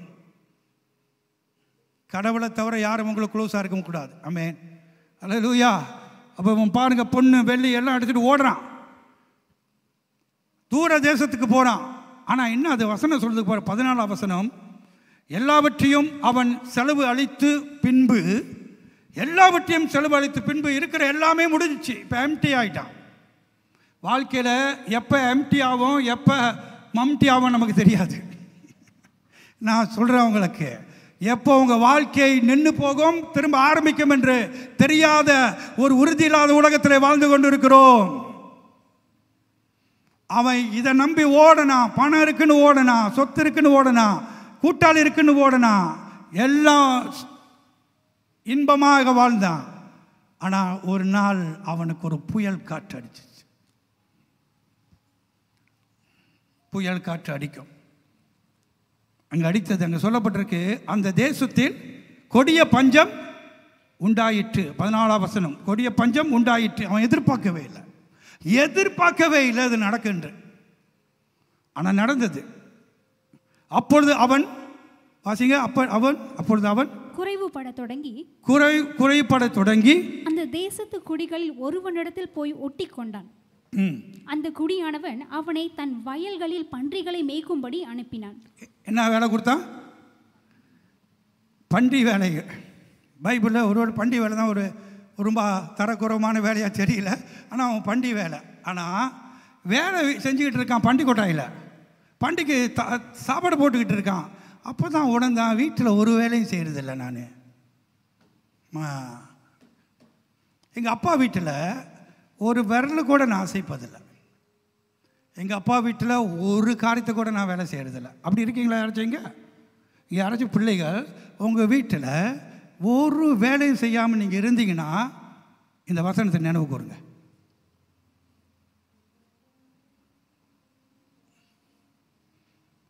அவன் பண்டி இடத்துல வேலை செய்யும்போது தான் அந்த வேலை இதான் வேறு வேலை, அதுக்கு மேலே அவனுக்கு வேலையே கிடைக்கல. அப்போ தான் அவன் இந்த பண்டிகையில் வேலை செய்யும் போது தான் அவன் நினைக்கிறான், எங்கள் அப்பா வீட்டில் அநேக வேலைக்காரர் இருந்தாங்க, நான் எஜமான் மாதிரி வாழ்ந்துட்டேன். நீங்கள் அநேக பெண் பிள்ளைகள், உங்களுக்கு நான் அழகான புத்திமதிகள் சொல்கிறேன்.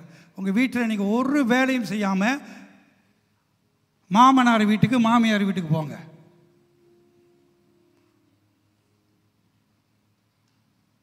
You will face problem. You will face problem. நீங்கள் நிச்சயமாக பிரச்சனையை சந்திப்பீர்கள். பிள்ளையா பாட்டி தாத்தா பார்க்கறது, மங்க வேறும் கழுவுறது, துவைக்கிறது எல்லாம் நம்ம ரொம்ப டயட்டாக ஒரு காலகட்டம் வரைக்கும் வரும். ஆனால் தான் நான் குடும்ப ஆலோசனையில் இதை நான் ரொம்ப கொடுப்பேன். குடும்ப ஆலோசனையில் ஒவ்வொரு பெண்களும் நீங்கள் சொந்தமாக, ஒவ்வொரு ஆண்களும் சொந்தமாக வேலை செய்து குடும்பத்தை நடத்த வேண்டும். அல்லேலூயா. சத்தம் ரொம்ப குறைவாக இருக்குது. இவன் பண்டிகோட்டாவில் வேலை செய்யும் போது தான் வேலையோட அருமை தெரியுது. வேலையே செய்யாதவங்க வேலை செஞ்சால் அப்படி தான்.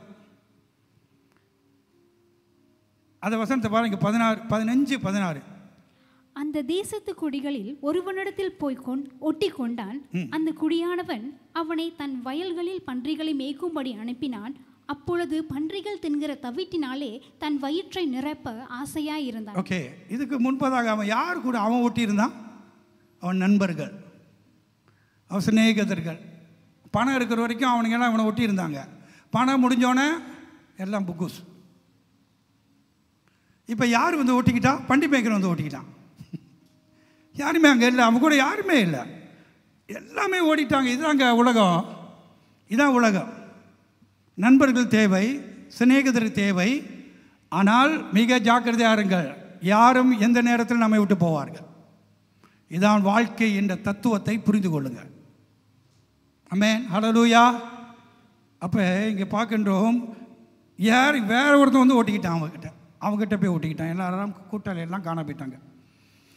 அடுத்தது 16-17 வாசிங்க. ஒருவனும் அதை அவனுக்கு கொடுக்கவில்லை. அவனுக்கு புத்தி தெளிந்த போது அவன், என் தகப்பனுடைய கூலிக்காரர் எத்தனையோ பேருக்கு பூர்த்தியான சாப்பாடு இருக்கிறது, திருப்தியான பிரியாணி சாப்பாடு எல்லாம் உண்டு, நானோ பசியினாலே சாகிறேன். எப்போ புத்தி வந்தது? துன்பம் வந்தபோது, பாடு வந்தபோது, கஷ்டம் வந்தபோது. சில நேரத்தில் சிலருக்கு வரும். ஏன்னா நல்லா இருக்கும் போது ஆண்டவரை தேடுறதே இல்லை. பக்கத்தில் பார்த்து சொல்லுங்க, நல்லா இருக்கும் போது தேடு.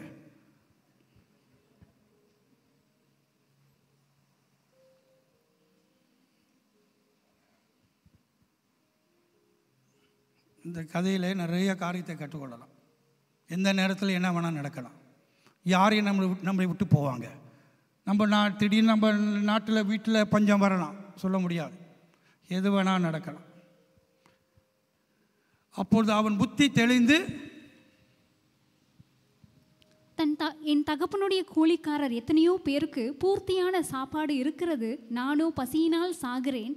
நான் எழுந்து என் தகப்பன் வீட்டுக்கு போய் தகப்பனே பரத்துக்கு விரோதமாகவும் உமக்கு முன்பாகவும் பாவம் செய்தேன். இனிமேல் உம்முடைய குமாரன் என்று சொல்லப்படுவதற்கு நான் பாத்திரன் அல்ல. உம்முடைய கூலிக்காரரில் ஒருவனாக என்னை வைத்துக் கொள்ளும் என்பேன் என்று சொல்லி எழுந்து புறப்பட்டு தன் தகப்பனிடத்தில் வந்தான். ஓகே, பாருங்க, அவன் மனதிலே பல காரியம் சொல்லியிருக்கான். நான் ஆட்டுப்பாட்டை ஓடுவேன், நான் தப்பு பண்ணிட்டேன்னு ஒத்துக்குவேன், என் வேலை நான் பிள்ளையாக கூட ஏற்றுக்காதீங்க, ஒரு வேலைக்காரனா ஏற்றுக்கொள்ளுங்க அப்படின்னு சொல்லி என்னென்னமோ மனக்குழப்பத்தில் ஓடுறான். அப்பா கிட்ட என்ன நம்பிக்கையில் ஓடுறான்? ஏன்னா அவன் வீட்டில் ஏற்கனவே இருக்கும்போது அப்பாவோடைய அன்பை அவன் நல்லா புரிஞ்சிருக்கிறான். எப்போ அது புரிஞ்சிச்சுன்னா, அது பண்டிகோட்டையில் இருக்கும்போது தான் புரிஞ்சிச்சு. துன்பத்தில் கஷ்டத்தில் இருக்கும்போது தான் அப்பாவோட அருமை, பெருமை, சிறப்பு எல்லாமே அவனுக்கு தெரியுது. புத்தி தெளிந்து என்று சொல்லப்பட்டிருக்கு. அல்லேலூயா. அந்த புத்தி தெளிந்து என்று சொல்லும் போது அதோடைய ஆழமான அர்த்தத்தை சொல்கிறேன். இதில் கொஞ்சம் நோட் பண்ணிக்கிங்க. அங்கங்கே ஒரு நோட்டு வரும். புத்தி தெளிந்தான் என்று அதோடைய உண்மையான அர்த்தம் என்னவென்றா, இட் சேஞ்ச் இஸ் மைண்ட். அவருடைய மனதை புதிதாக்கினான். மனம் திரும்புதல்னா என்ன? இவன் என்ன செய்யறான்? பண்டிகோட்டையில் இருக்கும்போது தான் மனம் திரும்புகிறான். மனம் திரும்புவது எங்கே நடக்குது? இங்கே நடக்குது. இன்றைக்கி நிறைய பேர் மனம் திரும்புகிறாங்க, பாவத்தை மூட முடியல. மனம் திரும்புகிறாங்க, அழுவுறாங்க, ஆண்டவரே நான் பாவம் செய்தேன், நான் தப்பு பண்ணிட்டேன். ஆனால் வாழ்க்கை மாறலை. சில வேளையில் நாம் முன்னுக்கு வந்து ஒட்டக்கோளில் வந்து ஆண்டவரே என்னை ஒப்பு கொடுக்குறேன்னு சொல்கிறோம், என்னை மன்னிங்க ஆண்டவரே, என்னை அர்ப்பணிக்கிறேன்னு சொல்கிறோம். ஒரு வாரம் சென்று திரும்ப அப்படியே தான் வாழ்கிறோம், அப்படியே தான் இருக்கிறோம். இதுக்கு பிரச்சனை இருக்குது. இதுக்கு ஒரு பிரச்சனையை நான் சொல்லிடுறேன். நம்ம நினைக்கிறோம் மனம் திரும்புதல் என்றால் பாவ அறிக்கை செய்கிறது, அதில் எந்த ஒரு மாற்றம் வராது. மனம் திரும்புதல் என்றால் ஐயோ நெஞ்சை தட்டிட்டு நாம் அழுவும் போது அழுகுறோம், ஐயோ நான் பாவம் செஞ்சுட்டேன், அப்படின்னு கண்ணீர் விட்டு ஐயோயோயோ என்று அழுகுறோம். மனமாற்றம், எந்த மாற்றம் வராது. நீங்கள் முன்னுக்கு வந்து உங்களை ஒப்பு கொடுத்தாலும், ஆண்டவரே இன்றைக்கி என்ன ஒப்பு கொடுக்குறேன் அப்படின்னு சொன்னால் கூட, நீங்கள் அந்த மாதிரி ஒரு மன திரும்பல் செஞ்சால் கூட திரும்ப 2 வாரம் சென்று அதே பாவத்தை செய்வீங்க. அதுக்கு என்ன பிரச்சனை பாசன்னு இப்போ கேட்க விரும்புகிறீங்களா? சத்தம் குறைவாக இருக்குது, அவங்ககிட்ட மட்டும் நான் போகிறேன்.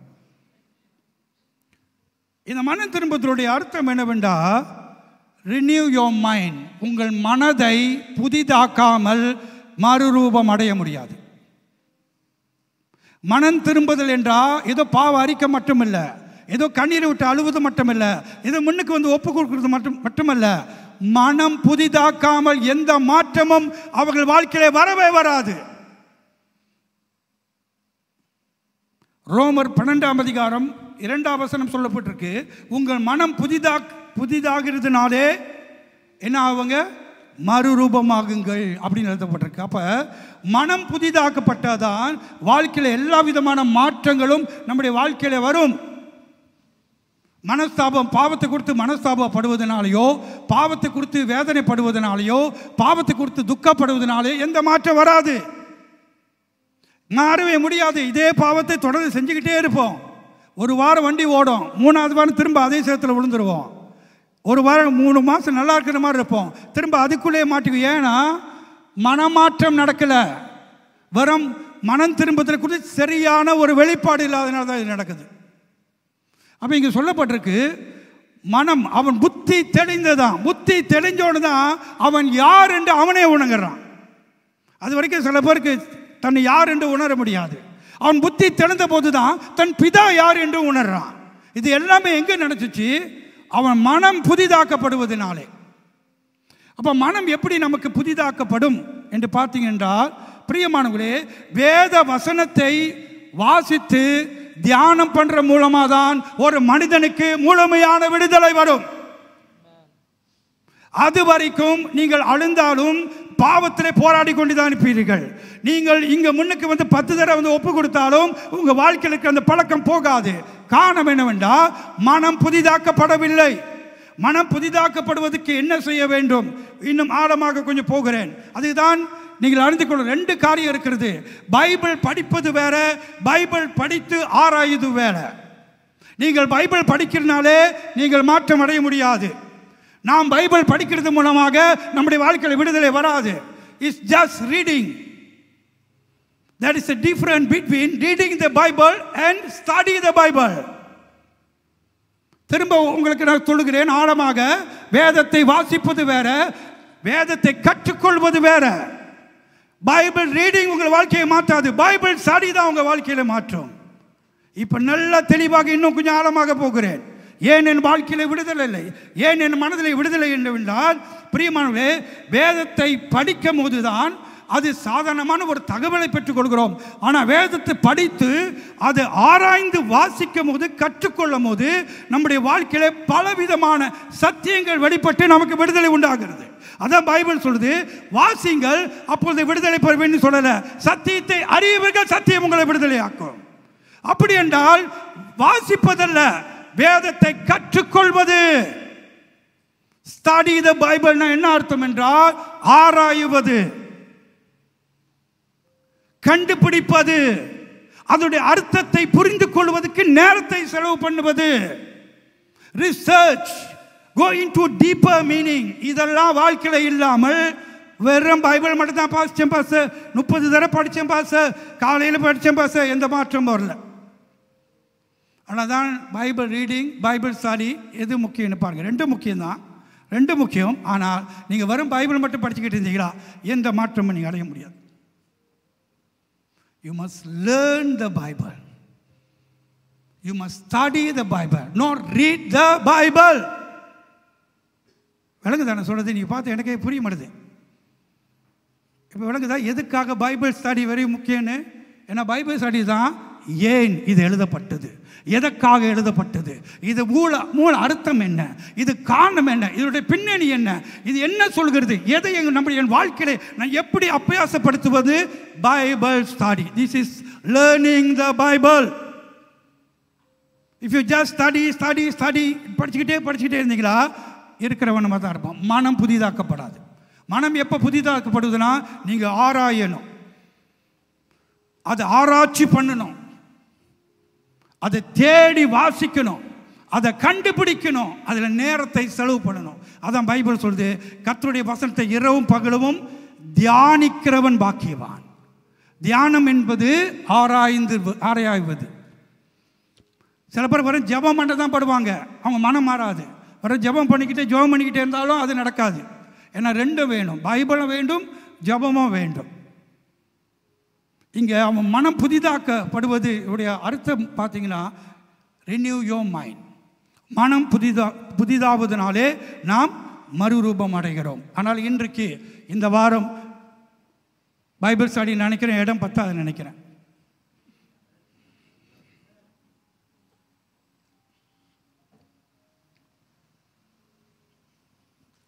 நீங்கள் நிறைய பேர் பைபிள் படிக்கிறோம், நிறைய பேர் படிக்கிறதே இல்லை. படிக்கிறோம் ஆனால் ஆராய்வதும் இல்லை, அதை புரிஞ்சுக்கொள்ள முயற்சி எடுப்பதில்லை. அதை பாட்டுக்கு chapter 1 just reading the text, just reading the chapter, அவ்வளோதான். அதுக்கு உள்ள டீப்பான மீனிங், அதோடைய அர்த்தம் இல்லை. அதான் சங்கீதக்காரன் சொல்ல, ஆண்டவரே உன் வேத மகத்துவத்தை எனக்கு காண்பையும், அது மகத்துவத்தை அறியும்படி என் கண்களை திறந்து விடும். இது என்னன்னா, இது ஆராய்ச்சி பண்ணுறது. இப்போ தெரியுதா சேர்ச்சோட பைபிள் ஸ்டடி எவ்வளோ முக்கியம்னு? ஆனால் we don't have time. நம்ம கடவுள் நம்மளை ஹெல்ப் பண்ண முடியாது. டியூஷனுக்கு பிள்ளைகளை அனுப்புகிறோம், அப்புறம் டான்ஸுக்கு அனுப்புகிறோம், வெளியே தெக்காண்டோக்கு அனுப்புகிறோம், கராத்திக்கு அனுப்புகிறோம், குத்துறதுக்கு அனுப்புகிறோம், வெட்டுறதுக்கு அனுப்புகிறோம். ஆனால் கர்த்தருடைய வசனத்துக்கு, அப்போ தேவனை குறித்து ஒரு அறிவு நமக்கு கிடைக்காது. பக்கத்தில் பாருங்கள், ரீடிங் ஸ்டடி. இப்போ சொல்லுங்கள், ரீடிங் ஓ ஸ்டடி, ஸ்டடி ஓ ரீடிங், ரீடிங் ஓ ஸ்டடி. கற்றுக்கொள்கிறோமா படிக்கிறோமா? படிக்கும் போது அப்படியே நிலை, அதை வாசித்து அதை தியானம் பண்ணும்போது தான் வாழ்க்கையில் மறுரூபம் உண்டாகும். இப்போ வேதத்தை ஆராய பண்ணும்போது தான் why, what, how, what is the meaning, அதெல்லாம் நம்ம கேள்வி கேட்டு இதை கொஞ்சம் ஆராய பண்ணும்போது பிரியமானங்களே, வாழ்க்கை மாறுகிறது, சுபாவம் மாறுகிறது, எண்ணங்கள் மாறுகிறது, பேச்சு மாறுது. காரணம் என்ன? நம்ம படிக்கும்போது நம்ம சிந்தையில் எல்லா வசனம் போகுது. அந்த வசனம் என்ன செய்யுது? நம்ம எப்படியோ யோசித்தது, இப்படி யோசித்தது எல்லாமே மனம் மாறுது. அதுக்கு என்ன சொல்லுங்கள், நீங்கள் டவுன்லோட் பண்ணுறீங்க என்ன, வேத வசனத்தை. அப்போ மனம் திரும்புவதற்கு ஒரு ஆழமான ஒரு காரியத்தை நாம் இங்கே பார்க்கின்றோம். அப்போ மனதை நாம் வாழ்க்கையில் பிரியமானதே ஜஸ்ட் பாவத்தை அறிக்கையிட்டுட்டு இப்படியே இருந்தீங்களா எந்த மாற்றம் வராது. நான் இப்போயே சொல்லிடுறேன், எந்த மாற்றம் வராது. ஒரு சில வேளை நம்ம வாழ்க்கையில் ஏதோ ஒரு பகுதியை நீங்கள் போராடி கொண்டு இருக்கலாம். இந்த பாவத்தை விட முடியல, இந்த பழக்கத்தை விட முடியல. நீங்கள் சில நாட்கள் தான் விடுவீங்க, ஆனால் ரூத் அங்கே வேறு இருக்கும் கீழே. அந்த வேறு அங்கே இருக்கிற வரைக்கும் சில நாள் சென்று முளைக்கும் திரும்ப. ஏன் சொல்லுங்கள்? அது சுட்டரிக்கப்படவில்லை. சத்தியத்தை நாம் ஆழமாக அறியவில்லை. சத்தியத்தை ஆழமாக அறியும் போது தான் வாழ்க்கையில் முழுமையான ஒரு விடுதலை வரும். ஆமென், அல்லேலூயா. ஸோ அதனால் அன்பானவர்களே, இந்த நபர், இந்த மனுஷனை பார்க்கும்போது, இந்த பையனை பார்க்கும்போது அவன் புத்தி தெளிந்து அப்பா வீட்டுக்கு ஓடி வரான். அப்போ தான் அப்பாவுடைய அன்பை எல்லாவற்றையும் அவன் உணர்றான். எங்கள் அப்பா எவ்வளோ நல்லவர், எங்கள் அப்பா என்ன வீட்டில் நல்லா சாப்பாடு கொடுத்தார், எங்கள் அப்பா எவ்வளோ அன்பானவர், எங்கள் அப்பா வீட்டில் இருக்க வரைக்கும் நல்லா இருந்தேன். அதெல்லாம் அவன் திரும்ப அதை யோசித்துட்டு அவன் அப்பா வீட்டுக்கு ஓடி வரான். அல்லேலூயா, ஆமென். ஸோ இன்று அன்பானவர்களே, நீங்கள் நானும் நம்முடைய பரமபிதா எப்படிப்பட்டவர் என்று நீங்கள் அறிந்திருக்கிறீங்க. அவர் யார் என்று நீங்கள் நானும் அறிந்திருக்கிறோம். அவரை குறித்து நாம் சரியாக அறிந்திருந்தோம் என்றால், பவுல் சொல்கிறார்ல, வறுமையோ பட்டினியோ பசித்தாகமோ என்ன வந்தாலும் என் அப்பாவுடைய அன்பை விட்டு பிரிக்கவே முடியான்ட்டார். அல்லேலூயா. அப்போ தேவனை குறித்து நீங்கள் ஆழமாக விளங்கி கொண்டீர்களா, அறிந்து கொண்டீர்களா, எதுவுமே கட்டாயத்தினால் நடக்காது, அது அன்பினால் நடக்க ஆரம்பிக்கும். ஆமென், ஆமென். இந்த உலகத்தில் இயேசு எதற்காக வந்தார்? அவர் வந்த நோக்கம் என்ன தெரியுமா அன்பானவர்களே? பரமபிதாவோட அன்பை கொண்டு வந்தார்.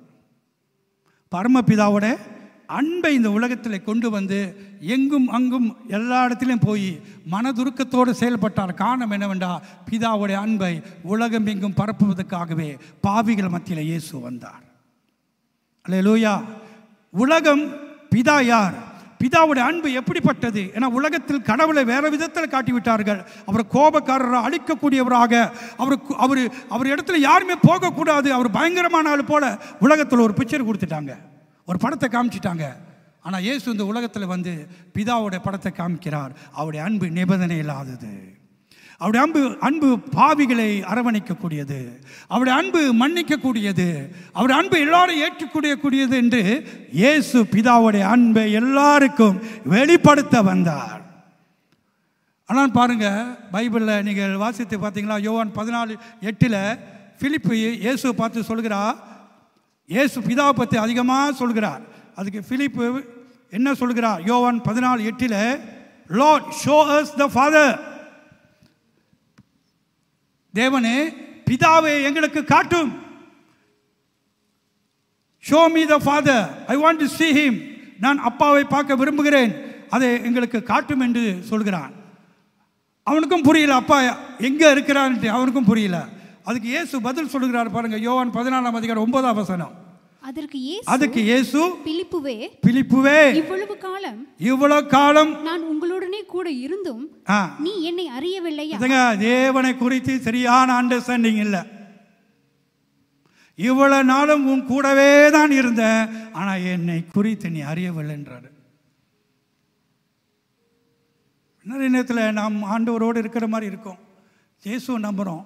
ஆனால் இந்த வார்த்தை தான் ஆண்டவர் சொல்கிறார் பாருங்க, இவ்வளோ நேரம் உன் கூட இருக்கிறேன், என்னை புரிஞ்சிக்கவே மாட்டீங்க அப்படி சொல்கிறாரு. அதுக்கு அடுத்து என்ன சொல்கிறாரு? என்னை கண்டவன் பிதாவை கண்டான். அல்லேலூயா. என்னை கண்டவன் பிதாவை கண்டான். பிதாவுடைய அன்பு எனக்குள்ளே இருக்கிற அன்பு பிதாவால் கொடுக்கப்பட்டது. நான் செலுத்துகிற அன்பு என் பிதா கொடுத்தது என்று சொல்கிறார். அல்லேலூயா. இன்று அன்பானவர்களே, உங்களை பார்த்து நான் சொல்கிறேன், இன்று கடவுளுடைய அன்பை எவ்விதமாக நாம் புரிந்திருக்கிறோம்? எவ்விதமாக புரிந்திருக்கிறோம்? நாம் அவரை அறிந்திருக்கிறோமா? அவருடைய அன்பை குறித்து அவருடைய அன்பிலே நாம் மூழ்கி இருந்தோம் என்றால், அவருடைய அன்பை நாம் புரிந்திருந்தோம் என்றால், நிச்சயமாக அவரை நேசிப்பதில் நாம் ஒரு பெரிய உற்சாகம் அடைவோம். ஆமென். தன் பிதாவை குறித்து இயேசு 2 காரியங்கள் ஆண்டவர் சொன்னதை கொஞ்சம் உங்களுக்கு நினைவூட்ட முறுகிறேன். மத்தேயு 6:9. மத்தேயு 6:9. நீங்கள் ஜெபம் பண்ண வேண்டிய விதமாவது பரமண்டலங்களில் இருக்கிற எங்கள் பிதாவே. பரமண்டலத்தில் இருக்கிற எங்கள் பிதாவே. பரமண்டலத்தில் இருக்கிற நமக்கு எல்லாருக்கும் ஒரே தகப்பன் என்று இயேசு சொல்லிட்டார். எப்படி ஜெபம் பண்ணணும்? பரமண்டலத்தில் இருக்கிற, அப்படின்னா நம்ம பக்கத்தில் இருக்கணும் யாரு? எல்லாம் ஒரு ஃபேமிலி. உங்களுக்கு தெரியுமா? we all one family. அதான் இங்கே சொல்கிறார், நீங்கள் ஜெபிக்கும் போது என் பிதாவே என்று ஜெபிக்காதீங்க, எங்கள் பிதாவே என்று ஜெபம் பண்ணுங்க. அப்படின்னு என்ன அர்த்தம்? we are the one family. இதை நம்ம உணரல, இதை நம்ம அறியலை. இந்த சேர்ச்சை பார்க்கும் போது இவங்க வேற குடும்பம், அவங்க வேற அப்படின்னு நினைக்கிறோம். இவங்க வேறு பாஷை. என்னது இன்றைக்கி மனுஷன் எப்படின்னா மொழினால் பிரிஞ்சிருக்கிறான். மலையாளம், தெலுங்கு, கன்னடம்னு பிரிஞ்சிருக்கிறான், கலரில் பிரிஞ்சிருக்கிறான், ஜாதியில் பிரிஞ்சிருக்கிறான், பணக்கார ஏழைன்னு பிரிஞ்சிருக்கிறான். இது எல்லாமே பேய் பிசாசு பண்ணுது. ஆனால் இங்கே ஏவன் என்ன நம்ம கற்றுக் கொடுக்குறா? நம்ம எல்லாருக்கும் ஒரே பிதா. அல்லேலூயா. அப்போ இங்கே வித்தியாசமே இல்லை என்று ஆண்டவர் இந்த வசனத்தை சொல்கிறார். உங்கள் பரமபிதா குறித்து நீங்கள் நன்றாக அறிந்திருக்க வேண்டும். we are the family. So அதனால் இங்கே வரும்போது நீங்கள் அந்த எண்ணத்தோடு தான் இங்கே வரணும். என் அப்பாவோட வீடு, இங்கே கூட இருக்கிற எல்லாமே நாம் ஒன் ஃபேமிலி. பிகாஸ் நம்ம எல்லாரும் கடவுளுடைய பிள்ளைகளாக இருக்கிறோம். அடுத்தது பாருங்கள், மல்கையா 2:10. மெத்தியு முன்பதாக இருக்கிற கடைசி பகுதி பழைய ஏற்பாடு, மல்கையா 2:10. இங்கே ஆண்டவர் என்ன சொல்கிறார்? நாம் எல்லோருக்கும் ஒரே பிதா இல்லையா? நமக்கு எல்லோருக்கும் இல்லைங்க, கொஞ்சம் அமைதியாக வாசிங்க. நம்ம எல்லோருக்கும் ஒரே பிதா இல்லையா? அது யாரு? யாருங்க? உங்க தாத்தா யாரு? என் தாத்தா பழனி ஐயா, எங்கள் பழனி ஐயாவோட ஐயா, அவர் ஒரு ஐயா. இப்படியே ஐயா ஐயா ஐயான்னு கப்பனா ஒரு ஐயா வருவார். அதான் இங்கே சொல்லப்பட்டிருக்கிறது. நாம் எல்லோருக்கும் ஒரே பிதா அல்ல இல்லையோ அப்படின்னா ஆடாமை குறிக்குது. அப்போ எங்கே ஜாதி வந்துச்சு? அப்போ எங்கே பல விதமான வித்தியாசம் வருது? நான் சிறந்தவன், என்னோட இது மேலே இருக்குது, இது பிசாசோட சிந்தை, இது பிசாசோட கட்டில் இருக்குன்னு தான் அப்படி பேசுவாங்க. இங்கே அழகா தேவனோட வார்த்தையை சொல்கிறது, நமக்கு எல்லாருக்கும் ஒரே பிதா. யார் என்றால் ஆடாமை குறிக்குது. அடுத்த வசனம், ஒரே தேவன் நம்மை சிருஷ்டித்ததில்லை. ஒரே தேவன் நம்மை சிருஷ்டித்தார் அப்படின்னா, ரெண்டாவது தேவன் நம்மளை எல்லாத்தையும் படைத்தார். ஆனால் நம்ம எல்லாரும் ஆரம்பித்த கதை ஆதாம். நம்மளை எல்லாரும் உருவாக்கினவர் பரமபிதா. ஆமென். இந்த எண்ணம் நமக்கு இருக்குமானால் அடுத்தது இதில் நடக்காது. வாசிங்க. நாம் நம்முடைய பிதாக்களின் உடன்படிக்கையை பரிசுத்த குலைச்சலாக்கி அவன் தன் சகோதரனுக்கு துரோகம் பண்ணுவானேன். என்ன நடக்குது நமக்கு தெரியல. நம்ம எல்லாம் அண்ணன் தம்பிட்டு எல்லாம் அடிச்சுக்கிட்டு கிடக்கிறோம். பின்னால் ஒருத்தருக்கு ஒருத்தர் விரோதம் பண்ணுறது, ஒருத்தருக்கு ஒருத்தர் குறை சொல்கிறது, ஒருத்தருக்கு ஒருத்தர் தீமை செய்வது, ஒருத்தருக்கு ஒருத்தர் குறை பேசுவது, ஒருத்தருக்கு ஒருத்தர் அடிச்சுக்கிட்டு கிடக்கிறது. அதுக்கு சொல்கிறாரு பாருங்கள், நம்ம எல்லாம் ஒரே ஃபேமிலி, ஆனால் எல்லாமே உலுக்கிப்பட்டு இருக்கோன்றார். இது ஏன் நடக்குதுன்றா நமக்கு புரியல. நமக்கு ஒரே பிதா உண்டு என்று, நமக்கு ஒரே தகப்பன்னு நமக்கு புரியல. ஆனால் தான் இந்த காரியங்கள் நடக்கின்றது. இன்று அன்பானவர்களே, நம்ம பரமபிதாவை குறித்து நம் நன்றாக அறிந்திருப்பது நமக்கு கொடுத்த ஒரு பெரிய முக்கியமான காரியம். அப்போ கிறிஸ்துவ வாழ்க்கையில் ஒரு முக்கியமான அஸ்திபாரம் இருக்குமானால் தேவனுடைய அன்பை சரியாக புரிந்து அந்த அன்பிலே வாழ்வது தான். அல்லேலூயா. வாருங்க, நாம் எழுந்து நிற்போம். உயர்த்துகிறோம் அப்பா. வார்த்தையை கொடுத்து பிதாவுடைய அன்பை அறிந்து கொள்ளுகிற உள்ளத்தை எங்களுக்கு தருவீராக. ஆண்டவரே, உம்முடைய அன்பை அறிந்து அதன் பிரகாரம் நாங்கள் உமக்குள்ளே ஜீவிக்க வாழ எங்களுக்கு கிருபை செய்வீராக. உம்முடைய வசனத்தின் மேல் நாங்கள் பசி தாகமாய் இருந்து ஆண்டவரே, உம்முடைய வசனத்தின் பிரகாரம் நாங்கள் வாழ உம்மீது இன்னும் அன்பு கூற எங்களுக்கு கிருபை செய்வீராக. இன்னும் ஆர்வமோடு உம்மை அன்பு செய்ய எங்களுக்கு கிருபை செய்வீராக. கிருபையாலே எங்களை நடத்துவீராக. வந்த ஒவ்வொருவரையும் ஆசீர்வதியும் ஆண்டவரே. உங்கள் குடும்பத்தை ஆசீர்வதியும், பிள்ளைகளை ஆசீர்வதியும். படிக்கிற பிள்ளைகளுக்கு ஞானத்தை கட்டளையிடும். உமக்குள்ளே விசுவாசத்திலே உறுதியாய் இருக்க நீ கிருபை செய்யும் ஆண்டவரே. வேலை செய்கிற அத்தனை பேருக்கும் உம்முடைய ஆசீர்வாத கரம் அவர்கள் தொட்டு ஆசீர்வதிக்கும்படியாய் நான் வேண்டிக் கொள்ளுகிறேன். அவர்கள் செய்கிற வேலையிலே ஒரு செழிப்பு வருவதாக, ஒரு ஆசீர்வாதம் வருவதாக. கையின் பிரயாசத்தை அவர்கள் அனுபவிக்கட்டும். இயேசுவின் நாமத்திலே நன்றி செலுத்துகிறோம். ஆசீர்வதியும். இயேசுவின் நாமத்தில் ஜெபிக்கிறோம் நல்ல பிதாவே. ஆமென், ஆமென். எல்லோரும் கரங்களை உயர்த்தி, என் ஆத்துமாவே கர்த்தரை ஸ்தோத்தரி, என் முழுவதுமே அவர் பரிசுத்த நாமத்தை ஸ்தோத்தரி. என் ஆத்துமாவே கர்த்தரை ஸ்தோத்தரி, கர்த்தர் செய்த சகல உபகாரங்களை என்றும் மறவாதே. ஆமென், ஆமென், ஆமென். பிதாவின் அன்பும் இயேசு கிறிஸ்துவின் கிருபையும் பரிசுத்த ஆவியானுடைய அன்னோன ஐக்கியமும் அனைவரோடும் இருக்கட்டும் என்று நான் ஆசீர்வதித்து உங்களை ஷாலோம் என்று சொல்லி உங்களை ஆசீர்வதிக்கிறேன்.